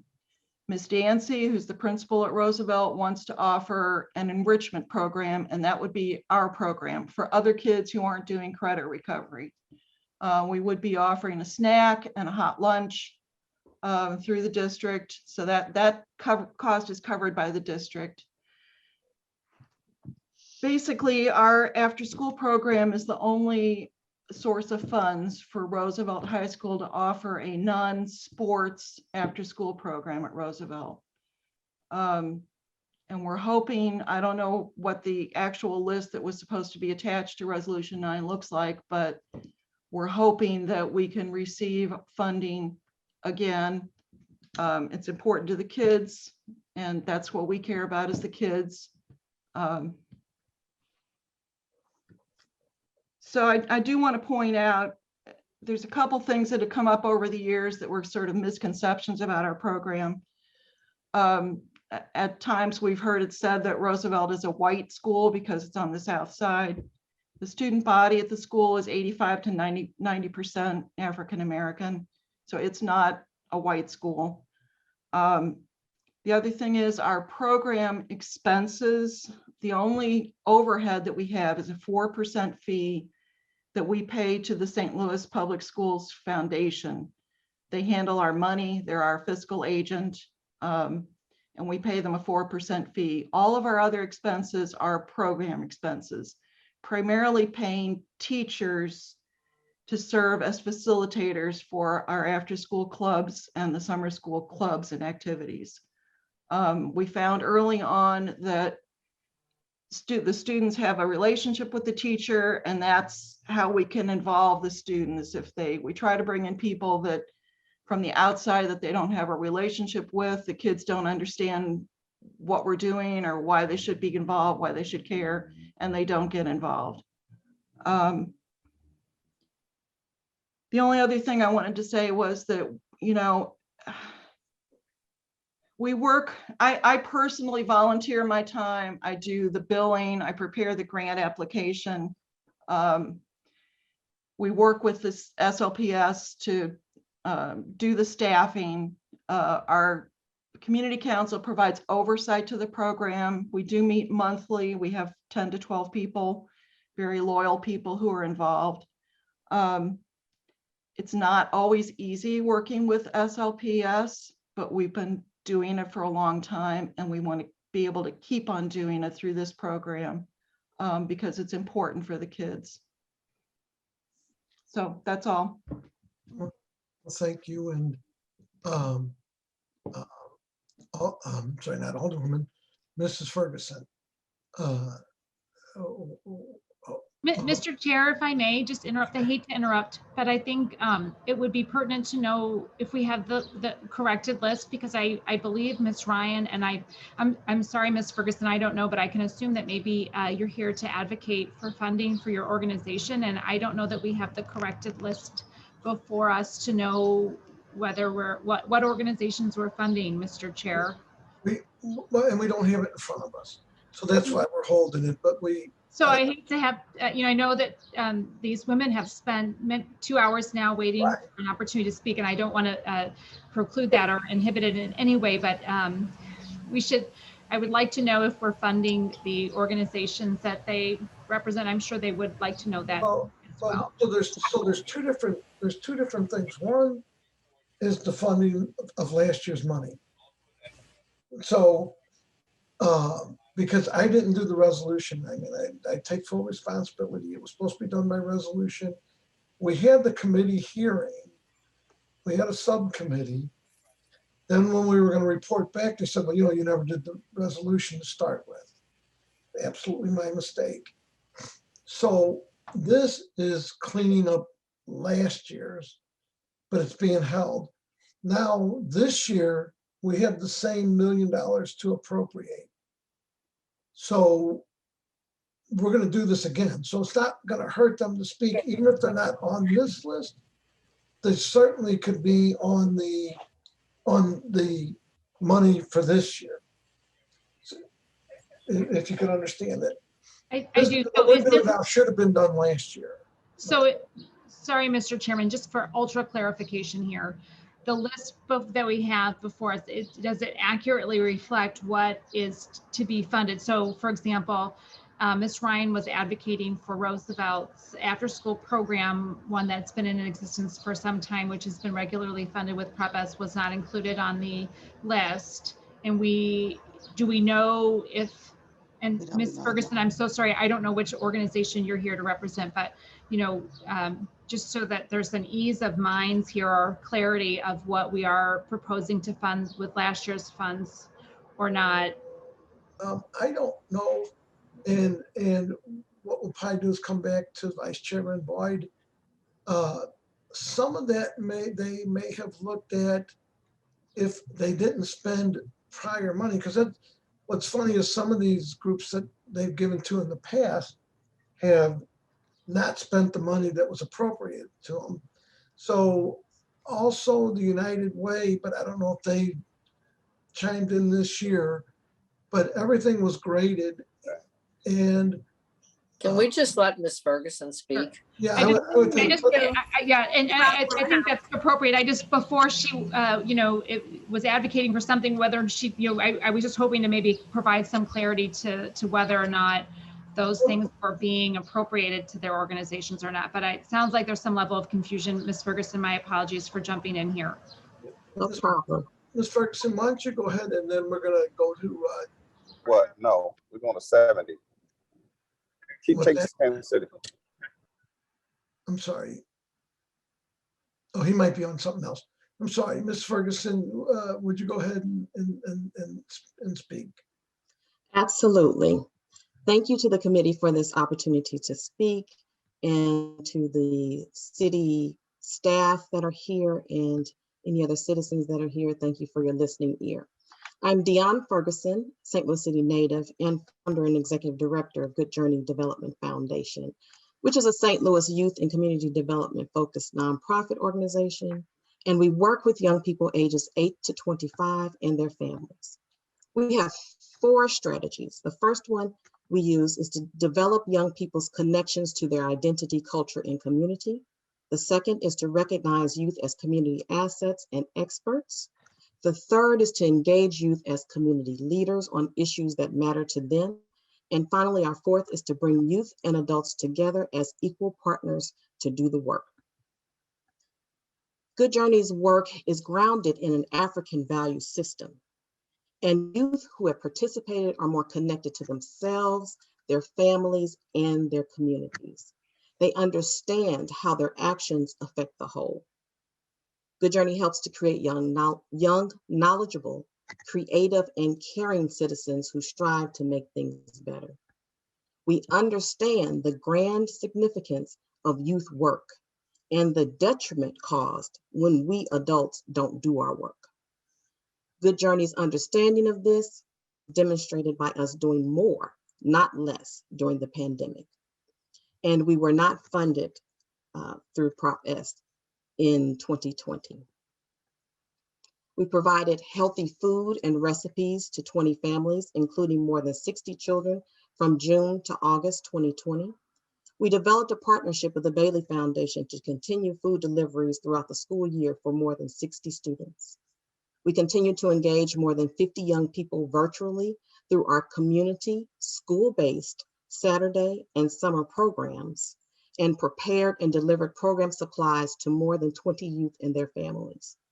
We planned and coordinated more than 15 community leaders, St. Louis community leaders, to facilitate virtual education workshops with summer youth participants.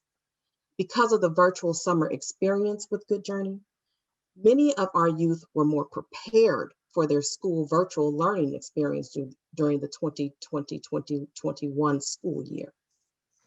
We also partnered with Kabila Hart and restarted an old program, Express You Through Art, that will impact the lives and communities of 10 young Black men between the ages of 18 and 25, struggling with homelessness, poverty, and the judicial system. And we have plans to expand to 30 young men in 2022. We developed workshops and trained 6 artists and therapists who are the facilitators of the Express You Through Art program. And this is aiding in our capacity to expand this program. We started 2 new programs, including a parent book club with 7 members who are now on their 2nd book. The 2nd program we started is called Live Black Youth Corps. And it is a 2-year youth organizer building project led by 2 former Good Journey youth participants. They will promote organizing and advocacy work around racial justice by 15 to 30 youth in 1 year. So we are developing organizers and advocates for racial justice. We develop partnerships with Evolve and Gateway Greening to implement this growing season, the Youth Community Garden Project. It is also led by a Good Journey youth participant. And this youth garden will impact more than 30 youth and their families through gardening education, healthy food for the creation of healthy meals, and the development of a youth herbal tea business. We increased our board membership to include 3 Good Journey leaders, ages 16, 17, and 22, including the inaugural St. Louis Youth Poet Laureate. We have to lead by example by putting youth in leadership positions. Additionally, we are partnering with St. Louis Youth Jobs to provide work and leadership skill building opportunities to 2 young people this summer. While we were in a pandemic, we understood that the pandemic required us to do more, not less. So we are asking that either unused funds from 2020 be designated or there be a reallocation of 2021 funds to Good Journey Development Foundation for our work, which includes the summer, year-round, and the Young Black Men specific programs. 85% of youth in our Summer Leadership Academy demonstrated greater academic success as reported by parents and school progress reports. And more than 95% of young people avoided the juvenile justice system. 90% of youth in our Community Our World Saturday program increased self-awareness and ability to work collectively, as demonstrated through their community engagement and leading and participating in community projects. while 75% of young adults in Express You Through Art assigned through the drug court program successfully completed their program. While our original request was just above 51,000, we are able to reduce this amount. And we ask that you approve a 2021 allocation that will help Good Journey solidify our efforts and allow us to safely bring 30 youth together for Saturdays, our Community Our World program, and 20 youth together for Summer Leadership Academy with the proper PPE and necessary cleaning supplies. It will also allow for us to staff the summer and Saturday programs and provide 3 additional youth mentors with stipends and leadership experience. It will also allow for us to implement Express You Through Art for young Black men, providing the necessary supplies for the program. Thank you for your time. And if you have thoughts or questions to share, I'm available to answer. Thank you so much. We do have Alderman John Muhammad, you have your hand up. Thank you, Mr. Chair. Would Ms. Ferguson or Ms. Ryan be so kind to answer a couple of questions that I have?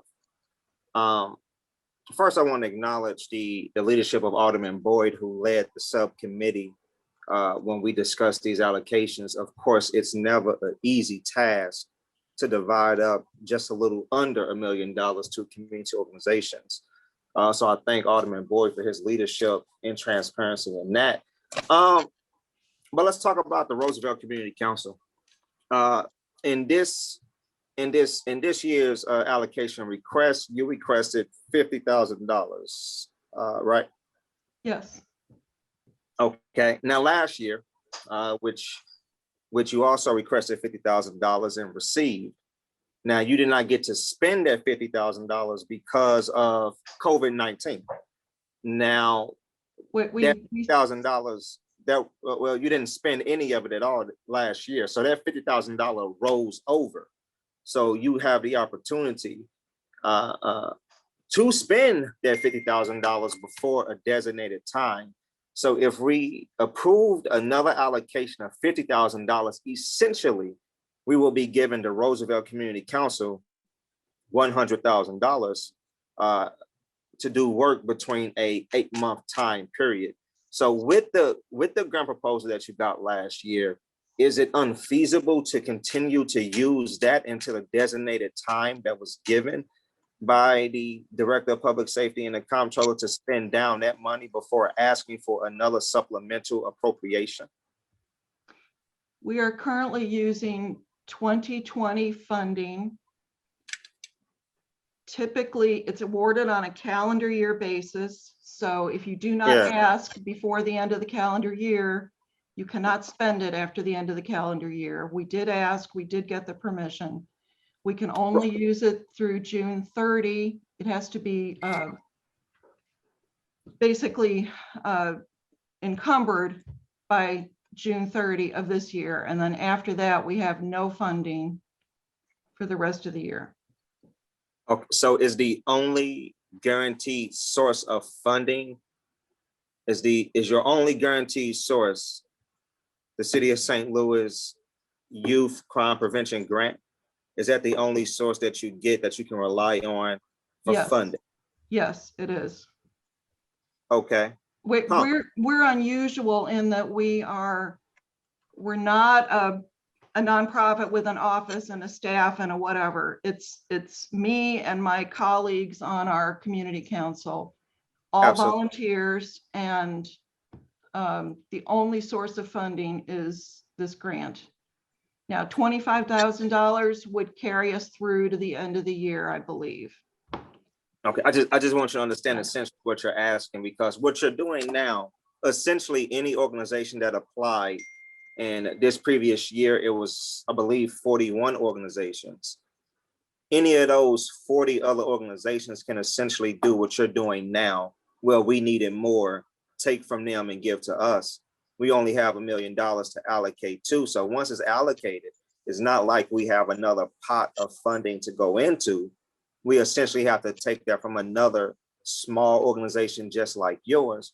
And one of the things that we did not do this fiscal year with this grant, we did not fund the big organizations who can honestly do without this grant funding. We focused on grassroots, small organizations that have intimate relationships within our wards and within our communities throughout the city. And I don't want to be the one to set a trend or open up a box as if we can just fund organizations because they come before us and give us, their story or their pitch. Now you've been awarded this grant. This grant has been in existence for several years, and you have received it 5 times. I see 5 times that the Roosevelt Community Council has benefited from the city of St. Louis. Don't you think that it's only fair, transparent, and equitable if we give this opportunity to other organizations who have not been so fortunate to continuously receive this grant? Although your organization does great work, which we need, but have you sought other grant funding outside the city of St. Louis? Have you done other research, or do you just rely on the city?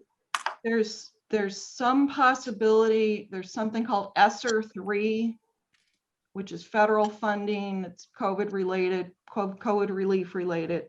There's some possibility that money might be available for high school level after school activities. However, my attempts to engage the St. Louis Public Schools with talking about that use for those funds so far has not gone anywhere. And other than that, because we promised Dr. Adams that we would operate through the foundation,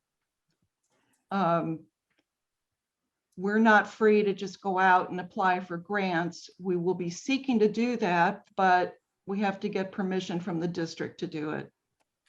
So when I saw the list 2 weeks ago, I did start making a list of other entities that we could approach for funding.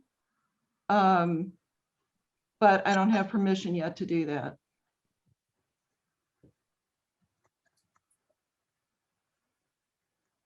So as of June 30, as things stand at the moment, our enrichment programming will be ending June 30, 2021.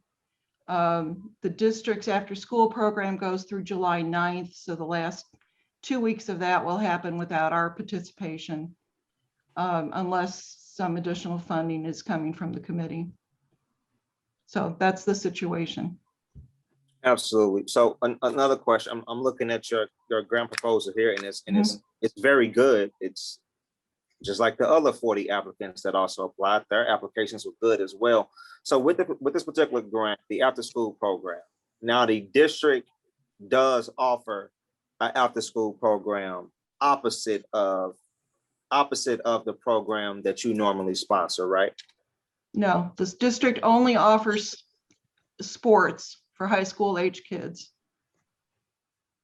There's no district funding for after school programs, at least at Roosevelt. Somehow in the past, Metro High School has done after school programming. I don't know how, I don't know what the funding is. Roosevelt has no money to do that. Okay, so now are students at Roosevelt, are they not permitted to go to other schools to take benefit of their after school programs? Is this by school basis? It's school by school. There wouldn't be transportation. It wouldn't work. It needs to be in the Roosevelt building for Roosevelt kids. I get that. So I just, and I'm doing this for a reason, right? When you opened up, you intentionally opened up by saying, well, Miss Ferguson, I believe, did this. We don't, or it could have been you, it was one of you two. Roosevelt is not a white school, it's a Black school. I guess to dumb down the gap that exists, right? So it may not be a gap between race, but there is a gap between economics. in between disparities. When you look at South St. Louis and North St. Louis, our disparities are far greater. And we don't have the benefit of having a after-school program at Vashon or Sumner or at Northwest, right? So if our children, and they may be miles away from school, if our children want to participate in a program that the school in that neighborhood or that area does not offer, they would have to do essentially the same thing that you are saying your students can't do, which is find transportation to get to another after-school program. Can I interrupt here respectfully? Are we making a decision about this today? Are you calling for a point of order? A point of order. I mean, I don't know that we're making a decision about this today, and inquiring of Miss Ryan at this point seems a little out of order about her programming. I mean, if we didn't fund them last year, I mean, we need to consider who we're going to fund for the next year. And I don't know if this is coloring the water, you know, as far as making these decisions. So I wonder whether we're appropriate at this time. Mr. Clark, are you out there, Terry? Yeah. Can you? I guess I guess I need to rule on a point of order, but I don't know whether, if we don't have all the applicants here and we're questioning, and I just wonder if we're kind of chasing rabbits, you know.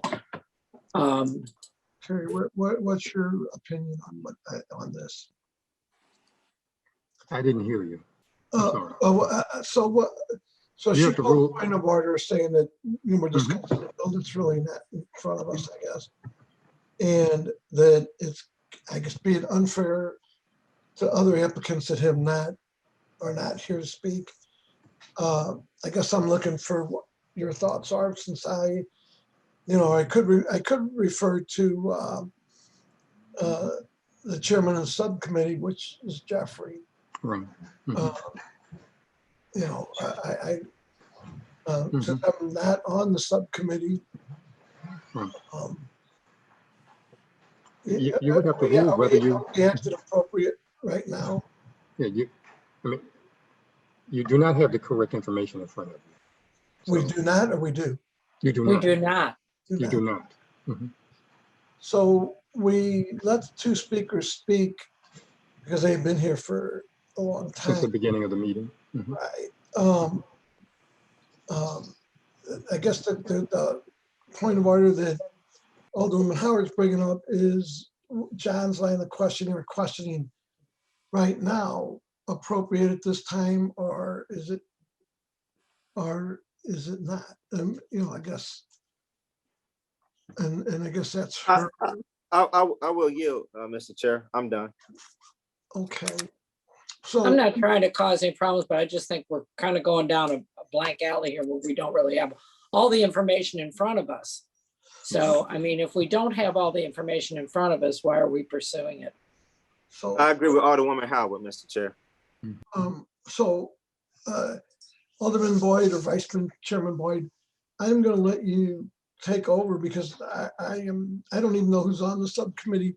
What I would say is for the new subcommittee, if you would chair it again for this year's, and any member of public safety, and I assume even outside public safety, should talk to Vice Chairman Boyd, so you could be on this decision.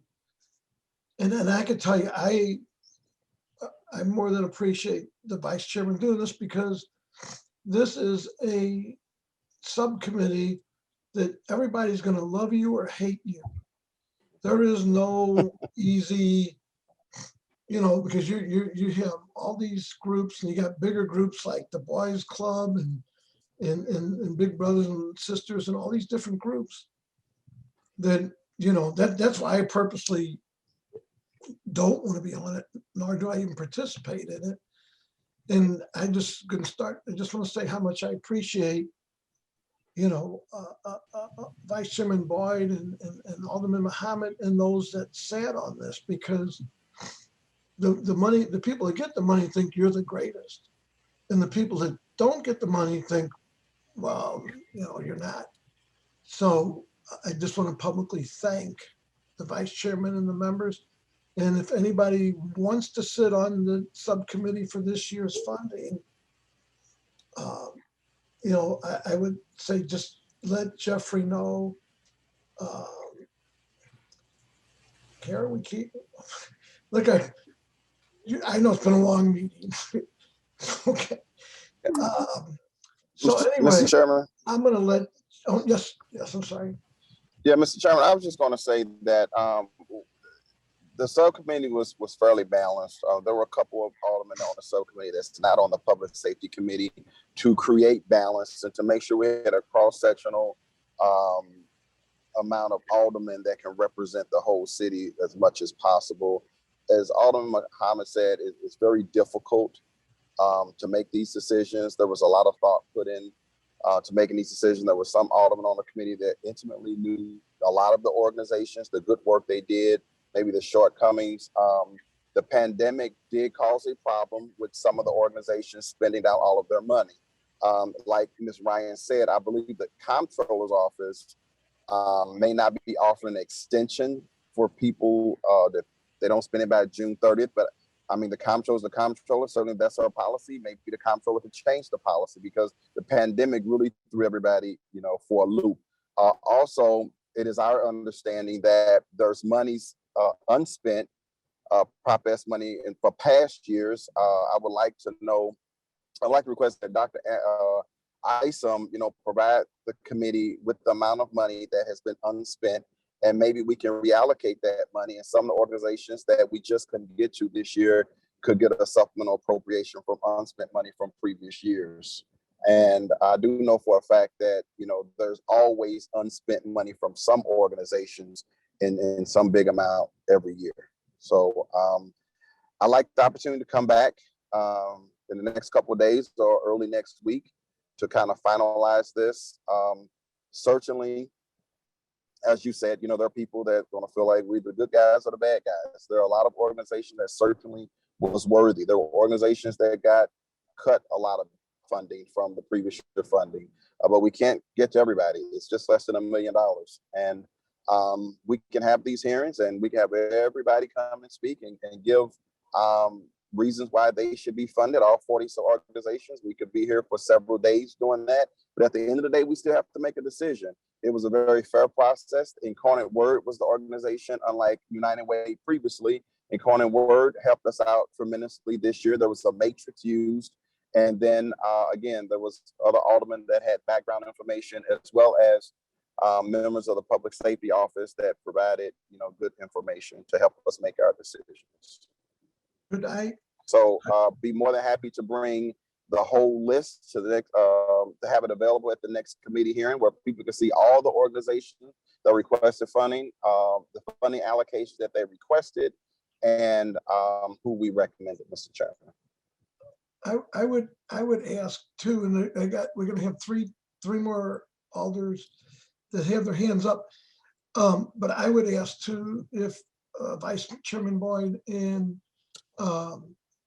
Dr. Isom, if you could get together, and I also think that out of fairness to the public safety director who's just stepping in this, for him to find all that information out, he may need some advice too. I would ask if you and whoever could meet with Dr. Isom and maybe even help him through the process, which is a interesting process. And if it's okay with you, Vice Chairman Boyd, I'm going to go across the board because Alderman Shameem Hubbard had her hand up first, followed by Alderman Dan Gunther, followed by Alderwoman Davis, if that's okay. I can yield. My hand was probably up when I thought that the meeting was going in a different direction. I wanted to make sure that the speakers had an opportunity to speak, so I will yield. Thank you. Okay, Alderman Dan Gunther, you're up, and then I think we're going to wrap it up with Alderwoman Davis. My recommendation is that if the public safety director and the chair of the subcommittee would get together so that there's even a better understanding of the process, how we come to those decisions that, that we don't, even though we could randomly pick, we don't, they do have a grading system. And I would recommend any member that seems interested in this should absolutely talk to Jeffrey, even if you're not a member of public safety, talk to Jeffrey to get on the committee. And then anyway, Alderman Dan Gunther, you're up. Thanks, Mr. Chairman. Can you hear me all right? Yes, we can. Okay. So yeah, thank you for taking the questions, and thank you to Vice Chair or the I guess the committee subcommittee chair, Alderman Boyd. It seems that there is some confusion here, and I'm listening through this to try to also understand whether we're talking about the 2020 or the 2021 Prop P. So I guess to keep it simple, I was just wondering if either Mr. Clerk or the chair or the subcommittee chair can make sure that the 2020 allocations and the 2021 allocations get sent to all the Alder people. I was going to speak in support of the Roosevelt program, but it sounds like we're not really discussing that at the moment. So if we can just kind of get some clarity by having both of those lists and who has been allocated funding to all of the Alder people, because I can't find it anywhere on a drive or in my past emails. So I'll keep it simple right there. The only funding that's been even allocated, or not even allocated, but put together was last year's. We haven't even started this year's because it doesn't really start until around August or September. That's when I should have, and again, I will keep putting it back on me, should have put the resolution in. And at that point, it would be a different subcommittee, although still chaired by the vice chair who's willing to take this task on. So everything we're talking about technically should have been a resolution should have been done last August or September. I didn't realize that. We put a subcommittee together. We discussed all the appropriations, but we never did the resolution. Again, my fault, because it was only the second year that I was even doing this, and this committee. So it was new to me that I didn't realize I had to have the resolution together. This year, we will do a resolution. It will go to the committee, and it's a whole different appropriation and a whole different subcommittee, still chaired by the vice chairman. Does that answer that? Sure. Yeah. So just whenever that accurate list comes out, and I will say, besides Roosevelt, which I think has been funded, I think Ms. Ryan said for 11 years, in the past, besides 2020, when things got strange with COVID, the years before that, I remember sitting through the meetings and some organizations getting smaller amounts, like a $5,000 grant to be able to do work. And this year, the numbers on our list are all $40,000, $50,000 grants. So yeah, when we get the appropriate list together for 2020, please send that to all of us to be able to look at, so that the next time we can come and advocate for the groups that we would like to support. So. That's right, and that will, and I think the public safety director and the chair of the subcommittee are going to get together, and even from my part, we're going to make this better. What I'm going to do. If it's okay with you, Alderman or Vice Chairman Boyd, I'm going to let Alderman Davis speak, and then I'm going to let you wrap it up and close the meeting. So, Alderwoman Davis, if you could go ahead and have your say. Thank you, Mr. Chairman. First of all, I want to thank Ms. Ryan and Ms. Ferguson for their work in our communities, and most especially for your patience today. It is unfortunate that you were brought or suggested for you to come here today because this is not the appropriate way to handle this consideration. We have now put our process in jeopardy because all others who may not have been identified to continue to receive funding should have the same opportunity. There was a purpose to having a subcommittee, and the subcommittee should be allowed to do its job. At this point, it is obvious that we need to have some additional rules put to that committee so that the committee can get its work done with more quantitative information in front of them. And so, Mr. Chairman, I'm going to ask that the Comptroller's Office, along with the Public Safety Director's Office, give us a 3-year expenditure for all those organizations that have been funded.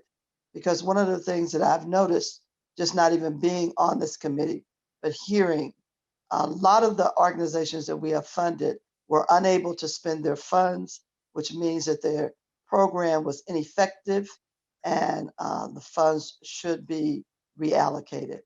So there's a lot of work to be done.